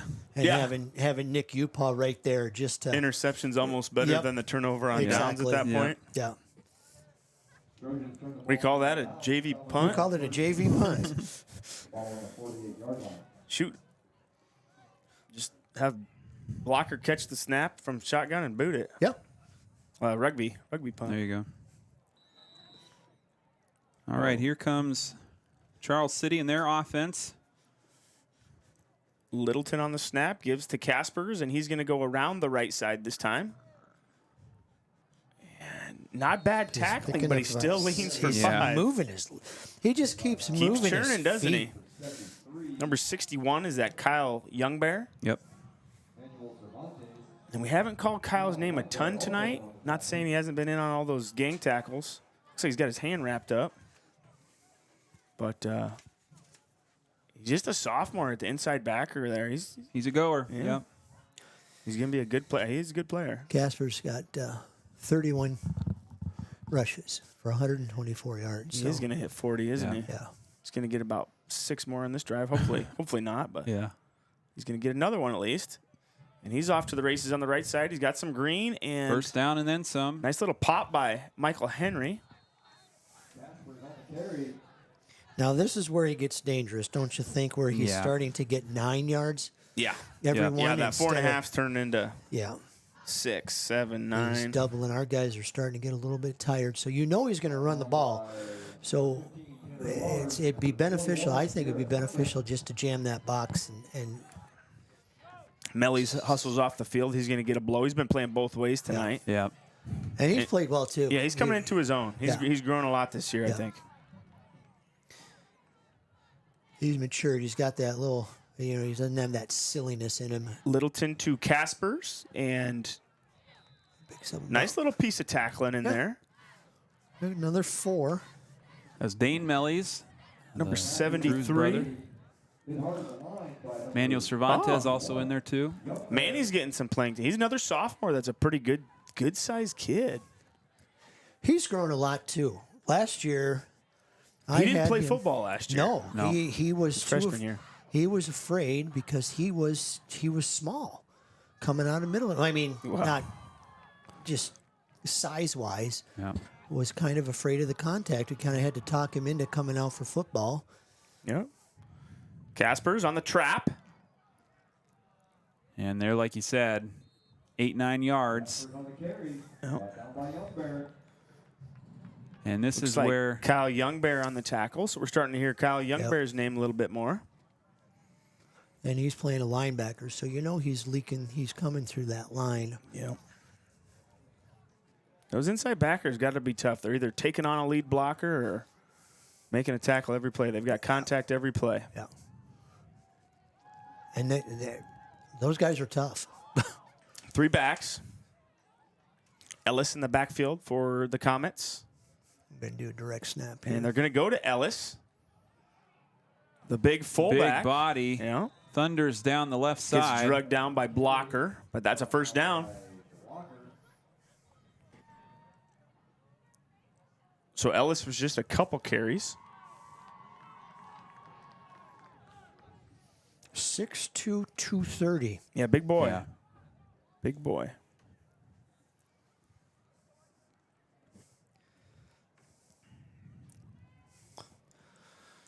So that brings up another 1st and 10, almost to the red zone, as Littleton and the Comets are trying to extend their lead, and this is a dangerous situation, kind of Hand off territory. to Kaspers. Ellis leading the way. Good tackle there. Yeah, he only picks up a yard. This reminds me of the old power eye that we used to run with the 3 backs and West Hand, just making holes in the middle of the line. You got Ellis out there, and that's all his job is going to be, is just to make a hole. And they're just happy. Charles City is just happy to just keep the clock running. Yeah. And this is, I feel like we got to get a stop here as far as the Trojans. Just if nothing else, just lack of big play potential, I guess. You don't want to go 2 scores down at this point in the game, I don't think. But a lot of fight out there for South Tama right now. Yeah. This is Wyatt Silhonic gets in there on a tackle. That's good to see. Haven't called his name yet tonight. He's a senior.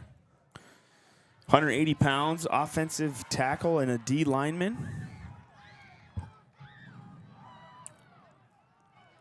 Now 3rd down and 7 for the Comets at the 22 and a penalty. That's on us. And it's going to be marched forward for the Comets. That hurts. Doesn't help the cause. We had 3rd and 7. Yeah, now it's 3rd and 2. Yeah. 3. And that's one of the things, that's where it starts to get sloppy. You start to get a little bit lazy. Just trying need a to big cheat stop a little here. Yeah. That Caspers doesn't put the ball on the ground either, does he? No, he has no. protected that thing expertly all night. Any fumbles last week? I guess I don't know, but I No, don't think so. I don't. When looking through that, that's a through lot the of stats, carries. Yeah, that is. Without coughing the ball up. Littleton and Caspers in the backfield. 2 receivers to the left, tight end to the right. Going to be a handoff to Caspers to the right side, inside tackle. Caspers for about 4. Medina looked like he was going to try to turn Caspers back to the inside. Casper to find a nice little, use a little vision to cut it back up inside, and it'll be a first down for the Comets. So just outside of a goal line situation on the 11-yard line. Casper's Time- coming out of the game. Maybe he's had enough. What do you think? I don't know. He's not How moving many too carries? fast, but boy, yeah, look at him. He's stretching out. He's that's Has he hit 40 carries yet? That's a lot. 135. Or excuse me. Sorry, 35. 135. Okay. Confusing his yards and his carries. Garrett Sermon on the tackle for South Tama, and So here comes Caspers. Who is that? 24? Yeah, Rosica. Or Hrabak? Dina also in on the tackle.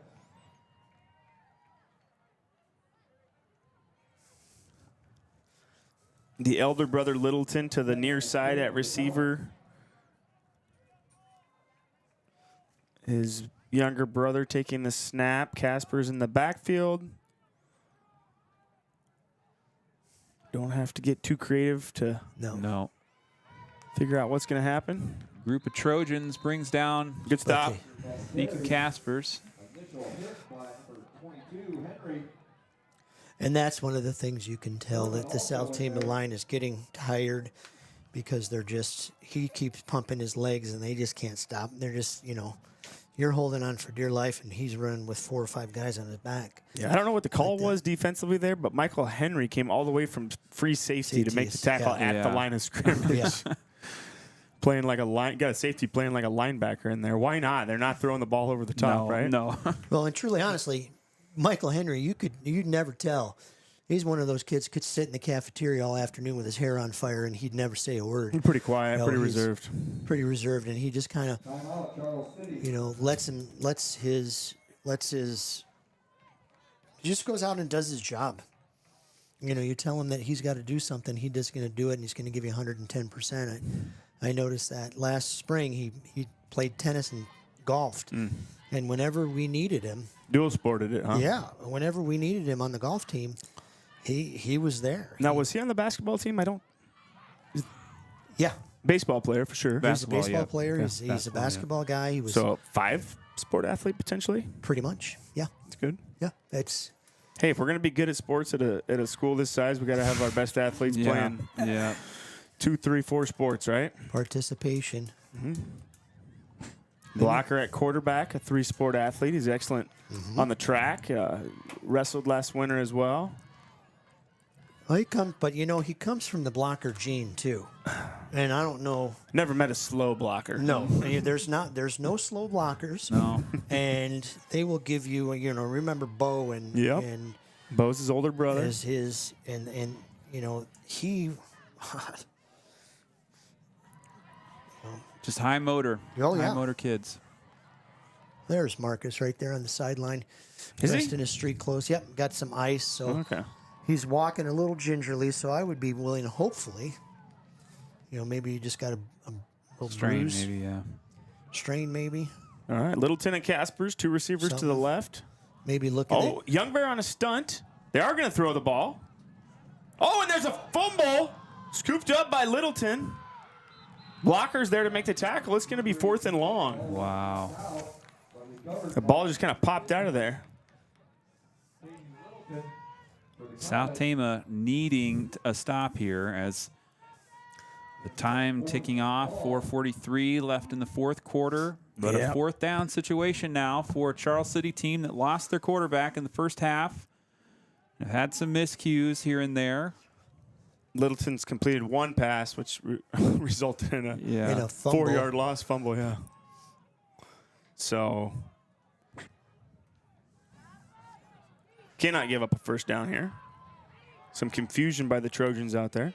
Boy, this would be huge. This would be a great And stop. they're going to He's throw gonna the throw it ball. again. Littleton over the and top. throws it over his head. Thank you. Incomplete pass on fourth down. Turnover on downs. South Tama is alive deep in their own territory. Tyrus Clegg on the coverage. Step for step. 4 minutes to go. And this is not, the veteran staff here is not going to panic. Yeah. And just don't do anything silly. All right, here come the Trojans. Yeah, this has been the patented Charles City South Tama game that we've seen for the last few years. Just low scoring. Yeah, if you look at the series, type. the last 5 games, yeah, it's 4-1 Charles City, but just about every game's within 10 points. Yep. Been a lot of close ones between these two ball clubs. This is a new formation, kind of a bunch to the right, tight bunch. Oh boy. Oh, everybody moved. Like 14 people moved. Yeah, I don't know if it was the motion, but you can't have two in motion at the same time. Legal procedure. Darn it. I just have this funny feeling is going down the road. Charles City is not. They're going to be a good team, especially when they get to district play. But they're not going to score a lot of points. They're going to play games like this where it's 20. This is their second week in a row where it's 22-14. Could be a final score. Yeah. And that's not a whole lot of points for you. You have somebody who rushed for 250 yards, and you've got somebody. You got 150 yards tonight. I can't wait till the end of the season when I can see how many times Casper carries the ball this year. Yeah. Workhorse. He's carried it well. Jiminy Christmas. Last week and tonight, he's carried it 65 times. Wow. So that's wild. 30 last week, 35 this week. And for, what did we say he had last week? 2. So we're changing up the formation a little bit, putting a couple wings on the same side. Blocker's going to throw the ball. He's got Eric Medina to the near side. Medina breaks one tackle, and he's still moving forward. Okay. Getting physical in the fourth quarter. Good effort there by the sophomore. 10, 11 yards. 2nd and 3. About 2nd 3 for the Trojans. Good effort by Medina. Yeah. This is one of those fire under your belly type of things where you're. Yeah, we're changing up the formation. We've got trips to the left side, one receiver to the near side, blocker.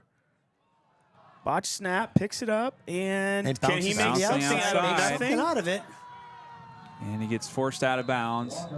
It's going to be really close. So 3rd and looks like it's going to be. So blocker got back to the original line of scrimmage, and then maybe yard, maybe.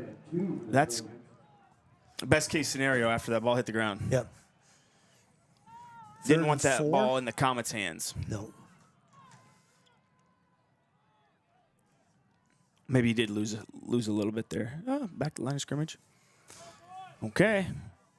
Viramontes on the snap to blocker. Sermon next to blocker in the backfield. We've got a spread look. 2 receivers to either side. Blocker takes the snap. Pump fakes. Looking to throw. Okay. Rolls to his right. Just be patient. Oh, boy. He's got open Medina.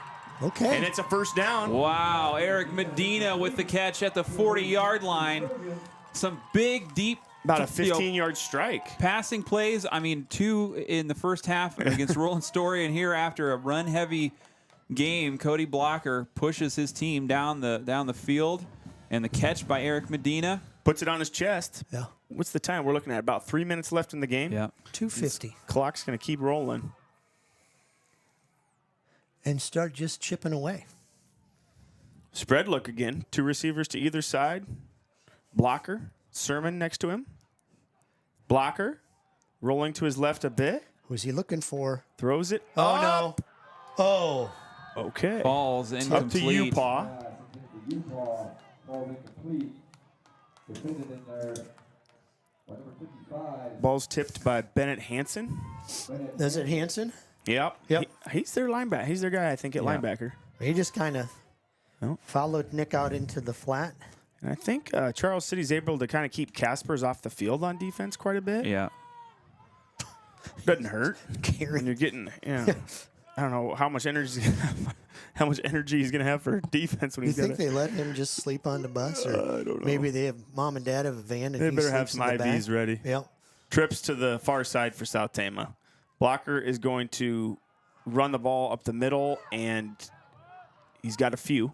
Nice gain there. He's got but about 3. push back. If that was a draw by design, looked more just like a dive.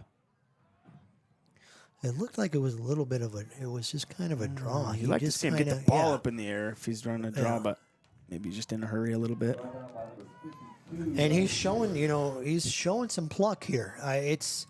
He's got a little bit of a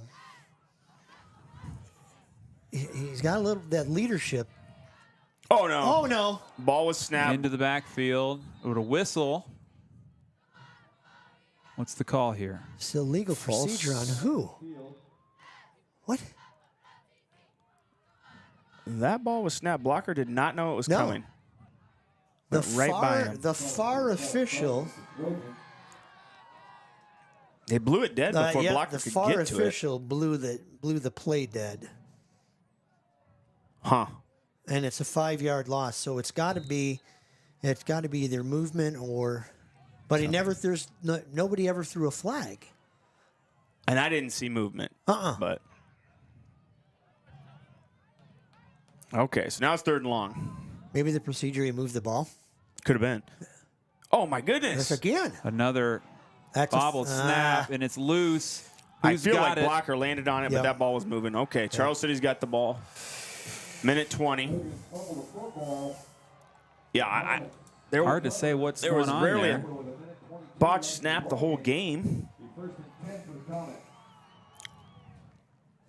Yeah, I mean, Anthony Viramontes, pretty clean game against Roland Story, and just some miscommunications here late in this one. But Blockers, he might be taking some responsibility. I've seen him kind of patting his chest, maybe saying, "My bad, I don't." Yep. He was kind of wasn't paying attention. But if it is his fault, you like to see a kid that does take responsibility for something like that, especially as the leader. That's the leadership thing in him. If he takes responsibility for that one, but they're going to go Casper's direct snap, maybe the rest of the they're going to just start kneel. They're just going to kneel it down. He's not going to. Nice play by Medina. Yep. He's still picking up one though. It's nice to see. You didn't last week. We didn't have the video, but just from the audio, it looked like everybody was kind of confused on the South Tama sideline, and things just weren't gelling. And you make your most improvement from the first week to the second. So I think it's just the way that South Tama played tonight. Things are starting to. I think things are starting to gel a little bit. Maybe going down to Knoxville. I don't know. I haven't looked into Knoxville to see what's going on there. So what's Doran? He's telling his team here, you got a timeout. There's a minute 16. You just lost the ball. Down by 8. And anything can happen in a minute and 16 seconds. Right. They can make a mistake too. They got an inexperienced quarterback. Unless they're going to go direct snap to Caspers, I got a feeling they're going to go direct snap. Yeah. But they're playing with. They have an opportunity to play with fires too because he's tired. He may not. No gain on the last play.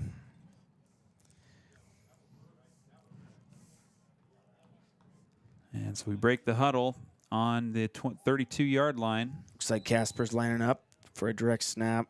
He's got some lead blockers in front of him. And really, as soon as this play gets this. Some positive yardage. Yeah, positive yardage there for Deacon Caspers. Drew Melly's on the tackle. Coach Dorn is going to call a timeout again. And is that his final? No, he's still got. He still has 2 more? Well, I think he's got 1 more after this. 1 more after this one? This is the second one. We'll step away for a brief moment, come back out of this timeout. We'll be right back. Thanks for being with us on Trojan Country. Trojan Country would like to say thank you to all of our local fall season sponsors. They include Gary Bock State Farm, Iowa Premium, MercyCare Tama, Stein-Hrabak Floor Coverings, Hrabak Lumber, Medicap Pharmacy, TFD Photo and Film, Kruse-Phillips Funeral Home, Marquess and Hoyer Law Office, Tommy Hexter for Iowa, S&S Car Wash, Darling Ingredients, The Pump, Scharnweber's, Eric H. Media, Assured Partners Insurance, State Bank of Toledo, and Appraisal and Real Estate Services. Coming out of this timeout, just 1:08 left in the fourth quarter. South Tama had some opportunities, but some miscommunications stopped a scoring drive really before it got started. And a turnover puts us kind of in this situation here. So Casper's, this is a good scenario. The ball hits the ground, and it's going to be a negative play. Medina finishing the tackle off. Garrett Sermon in there. And there's a flag. Maybe this Charles City sideline? Hard to say. Either way, it's going to be. Call on the field is unsportsmanlike against Charles City. Okay.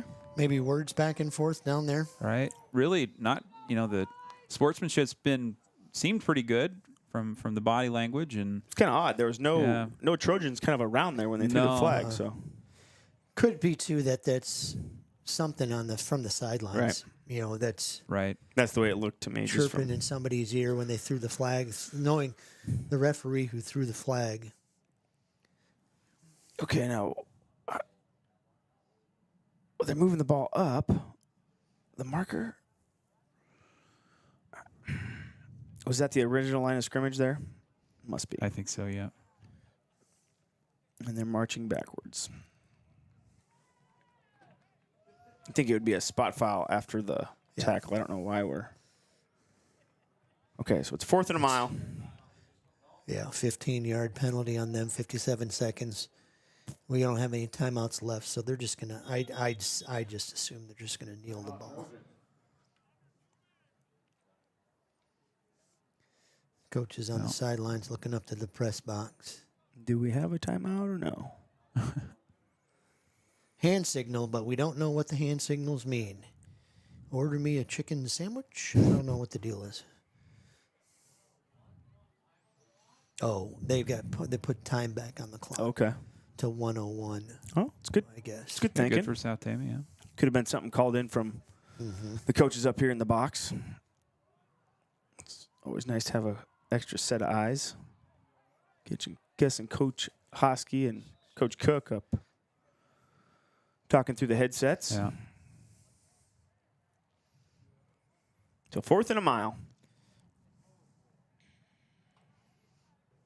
And Charles City in punt formation. South Tama is dropping Michael Henry back to return.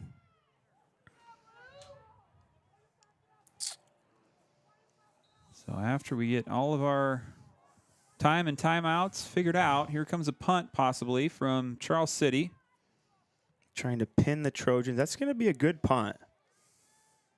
And Henry has to stay away from it at this point, but. Yep. Down near the 15. So under a minute to go. South Tama does recover the ball. Can they? They've got a long ways to go and a little bit of time to get there. Yeah, they do. 53 seconds. Crazier things have happened, right? This is where Pesca comes into his own, though. He's creative. I've seen him call plays on the junior varsity at the middle school level as a special teams coach, and he's always got a few wrinkles. So how fun would it be if we put the ball in the end zone here? Of course, then we got to make the 2-point conversion. Yeah. Then we got to make the 2-point conversion, and I've got a blank sheet of paper. I can start the stats over again. Spread offense, 2 receivers to either side. And here it is. Oh, and almost picked off. Time on your side. You're going to throw the ball 49 seconds left in the game. 2nd and 10 for South Tama. Ball on the Trojan 13-yard line. Blocker runs the plan.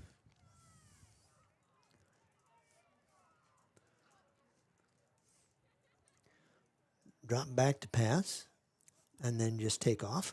Yeah. Spread those receivers a little wider. Yeah. So it's kind of a trips look to the near side for South Tama. One receiver to the far side. Kind of suck him into a...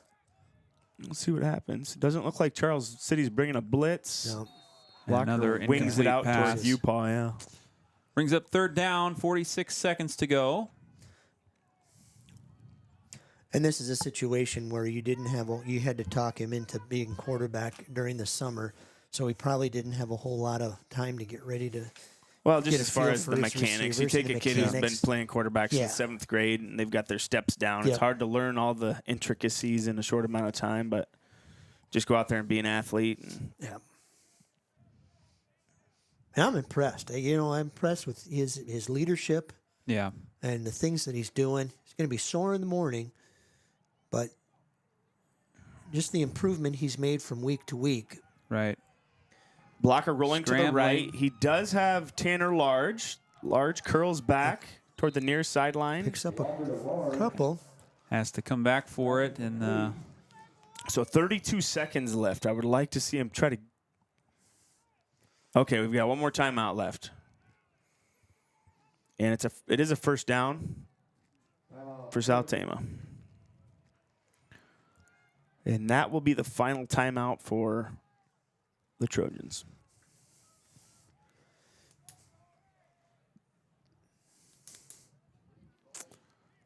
With 32 seconds left, 1st and 10.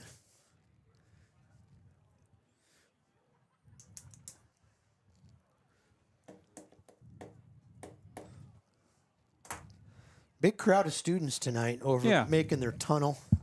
First home game, band barbecue, lots going on in school. For your 2nd week, I think it's going to be...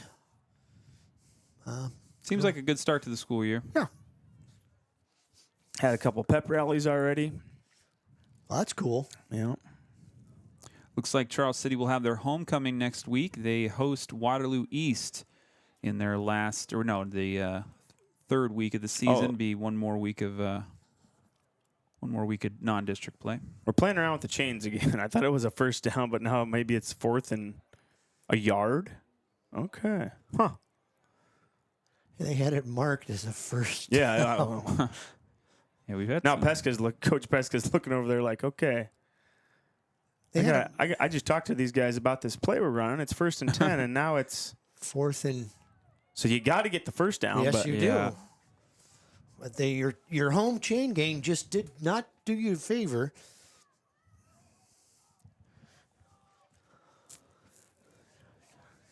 All right, 4th down. 1 yard to go. 32 seconds left in the ball game. Trojans trail by 8 points. 3 receivers off to the far side of the field. Blocker and Clegg in the backfield. It's Tanner Large to the short side. And here's the snap. Blocker flips it out to Clegg, and he's going to get the 1st down. The chains will move. The clock will stop. The clock will restart again once the chains are set. So if the home chain gang wants to help out a little bit, they can move extra slow, right? But the Trojans are already set. Yeah. So as soon as that whistle blows, we're off and running. And here's Blocker. He's going to throw it. Not a bad ball up in the air. And It's a jump ball, and it's... Gosh, I feel like... Incomplete. Medina was getting... I saw his jersey come away from him a little bit. Maybe he was getting pulled on a little bit. But the clock stops. We've got 12 seconds, 2 plays.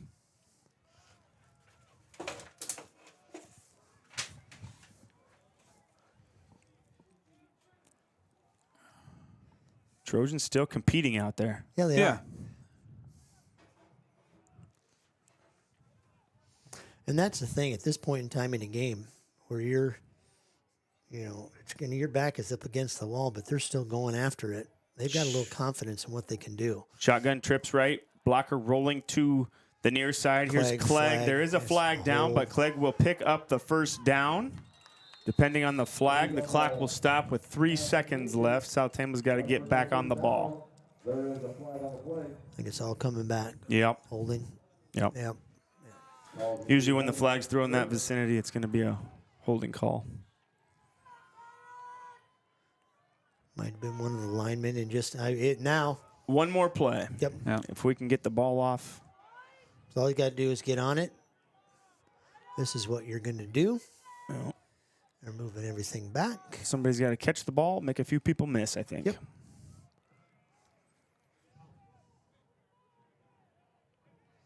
But it's a good result for South Tama here.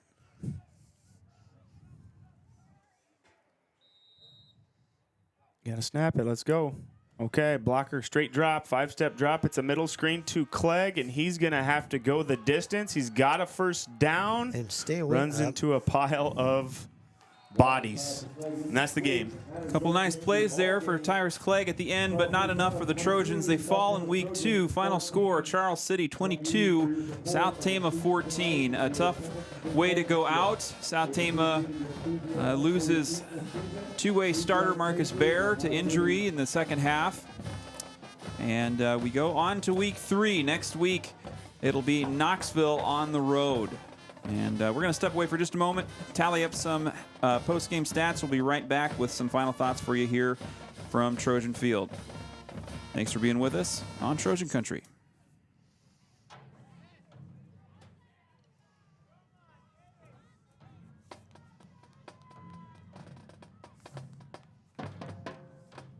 Trojan Country would like to say thank you to all of our local fall season sponsors. They include Gary Bock State Farm, Iowa Premium, MercyCare Tama, Stein-Hrabak Floor Coverings, Hrabak Lumber, Medicap Pharmacy, TFD Photo and Film, Kruse-Phillips Funeral Home, Marquess and Hoyer Law Office, Tommy Hexter for Iowa, S&S Car Wash, Darling Ingredients, The Pump, Scharnweber's, Eric H. Media, Assured Partners Insurance, State Bank of Toledo, and Appraisal and Real Estate Services.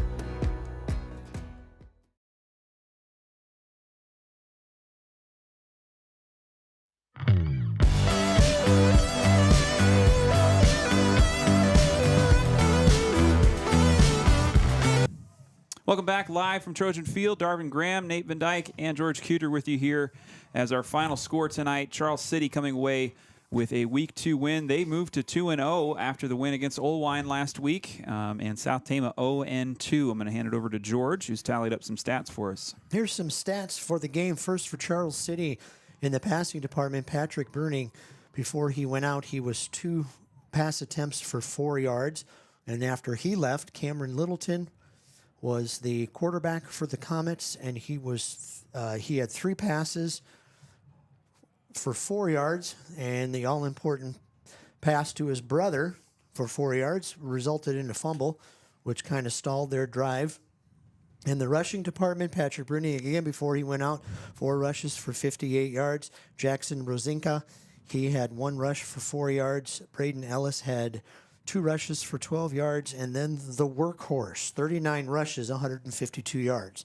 So he didn't have the Deacon Ellis or Deacon Caspers did not have the game he had last week. We held him to 152 yards, but he was rushing all over the place, and he just dinked us to death. 1, 2, 3, 4 yards. Scoring for the 22 points for the Charles City Comets, a 5-yard run by Caspers, a 2-yard touchdown run by Caspers, and he had all their points with the 2-point conversions, and he also had a touchdown run, but failed on the TD. So again, just like he used to, he had a 5-yard, a 2-yard, and a 1-yard touchdown run. So that's the kind of thing he's going to do. But he's carried the ball. I think we figured out he's carried the ball 69 times in 2 games. So that's a pretty good deal. For your South Tama County Trojans, much improved. Cody Blocker in the passing department had 12 passes for 45 yards, much of them in the last series. So Tyrus Clay, 2 receptions for 21 yards. Tanner Large had 1 reception for 6 yards. Eric Medina had 2 receptions for 29 yards. Marcus Bear had 1 reception for 0 yards. In the passing department, Michael Henry had no pass receptions. On the rushing department, Eric Medina had 1 rush for no yards. Michael Henry had 4 rushes for 67 yards. Marcus Bear had 1 rush for 6 yards. And your workhorse, Cody Blocker, 16 rushes for 106 yards. Scoring for the South Tama County Trojans, 55-yard from Michael Henry with a PAT by Eric Medina, and a 3-yard touchdown run by Cody Blocker and a PAT by Eric Medina. Much, much, much improved. The guys are walking off the field kind of just hanging. What's going on? They're probably pretty disappointed with this, especially with the last drive where they could have made some strides and they could have done some things, some serious damage to the Charles City Comet, maybe coming away with a win, but they can't hang their heads because they just played so much better. I was very impressed with the leadership of Cody Blocker, Michael Henry, Eric Medina, Marcus Bear, stepping up and doing a tremendous job as just a really impressive unit, considering that, this was one of those that Coach Doran thought we could get away with a win. And, we came, you hate to say moral victory, but you came away improved from week 1 to week 2. And I just think there's going to be better things coming on, especially as these guys get used to this offense. And they can't lose sight of the larger picture either here. We do have a lot of underclassmen contributing, sophomores and juniors, and what we're looking at next year is a district realignment again. South Tama might have an opportunity to drop down to 2A, with the free and reduced modifier that was introduced a couple of years ago. And so the picture could really change, and we get a whole new slate of opponents coming next year. Not to throw away this season at all. Oh, no. But looking down the barrel of matchups against Solon and Williamsburg, not to say the least about Benton. I mean, that team is always really top notch. It's going to be a tough haul, but these kids have to find the things to build upon. Right. And I think we've seen those things in week 1 and now in week 2. Can you carry them forward? Yeah, I would say it was encouraging to see South Tama move the ball the way we did, as opposed to a week ago. I think the offense is starting to gel. Second, everything you guys said, and then also, with what Darvin's talking about the future, the fresh soft team's looking pretty good, and the numbers at that level are better than they have been in the past. Mm-hmm. So I think there's something to look forward to there as well. Yeah, the Frosh team got a win tonight against Charles City. 34-22 was the final one there, and it was a fun back-and-forth contest. So they get a competitive game in, and we move on to week 3. Here's kind of what's coming up next week for South Tama, and our broadcast schedule. We're going to be live at the Roundhouse on Thursday, September 12th. South Tama welcomes in Des Moines Hoover for a home dual meet. We're going to start pregame at 6:30, and first serve scheduled for 7:30 Thursday night, and then we'll be right back at it Friday night on the road to Knoxville. It'll be myself and Jeff Beyer on the call. Pregame again starting at 6:30, and kickoff at 7:30. Got my typo in there. Homecoming week coming up after that, I believe. Some festivities starting next Sunday even, and then we'll be on to homecoming week the following week. So stay tuned into the school's Facebook. We'll have the homecoming parade on Facebook Live, and make some time to really participate in the festivities if you can. So that's coming up here in a week or two. I'd like to say thank you to tonight's crew. Tonight we've had myself, Darvin Graham, George Kuhter, Nate Van Dyke on the mics. I'd like to say thank you to our producer, Ryan Preet, back in the studio, and appreciate everybody and their time this evening. So any final words before we sign off, gentlemen? I would say it's early in the season. It's not time to get the daubers down yet, so to say, and move past this and learn from mistakes. Hopefully, we saw Marcus Bear come out, Kinzer Jeanette. Hopefully we can heal those guys up. Two leaders on the team, 2 upperclassmen leaders. So I think time to move forward. Time to move forward. Look to the future, and just look to keep improving every week, and the wins will come. A couple quick score updates before we sign off. Grinnell gets the win, coming back against Bondurant Farrar, 17-14 the final. Grinnell improving there in week 2. Benton Community winning against Marion, 40-13. Big score there. Wow. I don't know what kind of team Marion's got, but that's usually a pretty competitive game. So they improved to 2-0. Benton Bobcats will see South Tama at home here later in the season. So thanks for being with us, everybody. Have a great weekend. Hey, no, we're going to back things up. We got the Cy-Hawk game coming this weekend. What are your guys' predictions on this Iowa State-Iowa matchup? I think it's really I don't know. intriguing. Iowa looked like the Iowa of old. I got real scared in that first half. Oh, my goodness. Second half, they put up some points. And, just watching that game before I watched the Cyclones game, I was thinking, it's going to be the Cyclones' year. But, the Cyclones didn't put up that many points either. No, so I'm going with Iowa. I'm telling you what, Iowa last week against Illinois State, and I've seen Illinois State, and I've studied Illinois State and North Dakota, and they gave them everything we were worth. But you got to remember that 1 o'clock tomorrow, the Panthers are playing St. Thomas. Yep. So what's St. Thomas? St. Thomas is from Minnesota. Okay. Remember Frank Gagliano? Up there, the name D3s. Okay. They're now FCS. So he's it'll be fun. Patron saint and botched punts. What is it? Saint what? St. Thomas of Minnesota, St. Paul. There you go. Yeah, Frank Gagliano. They named the Division III trophy after him. Oh. A good football. They got good football up there. So they're now FCS and they play in the Pioneer League, same as the thing. But I'm gonna say Iowa State, 24-21. There you have it. I'm calling Iowa. I think I don't know that we're gonna go to the playoff this year, but. Really fun to see a competitive second half, and I think it continues for Cade McNamara and company tomorrow. Hopefully it goes down to the wire. Yes, just a good game. That would be fun to see, and no doubt. So everybody have a great weekend. Thanks, guys, for being with us. Happy football. Go Panthers.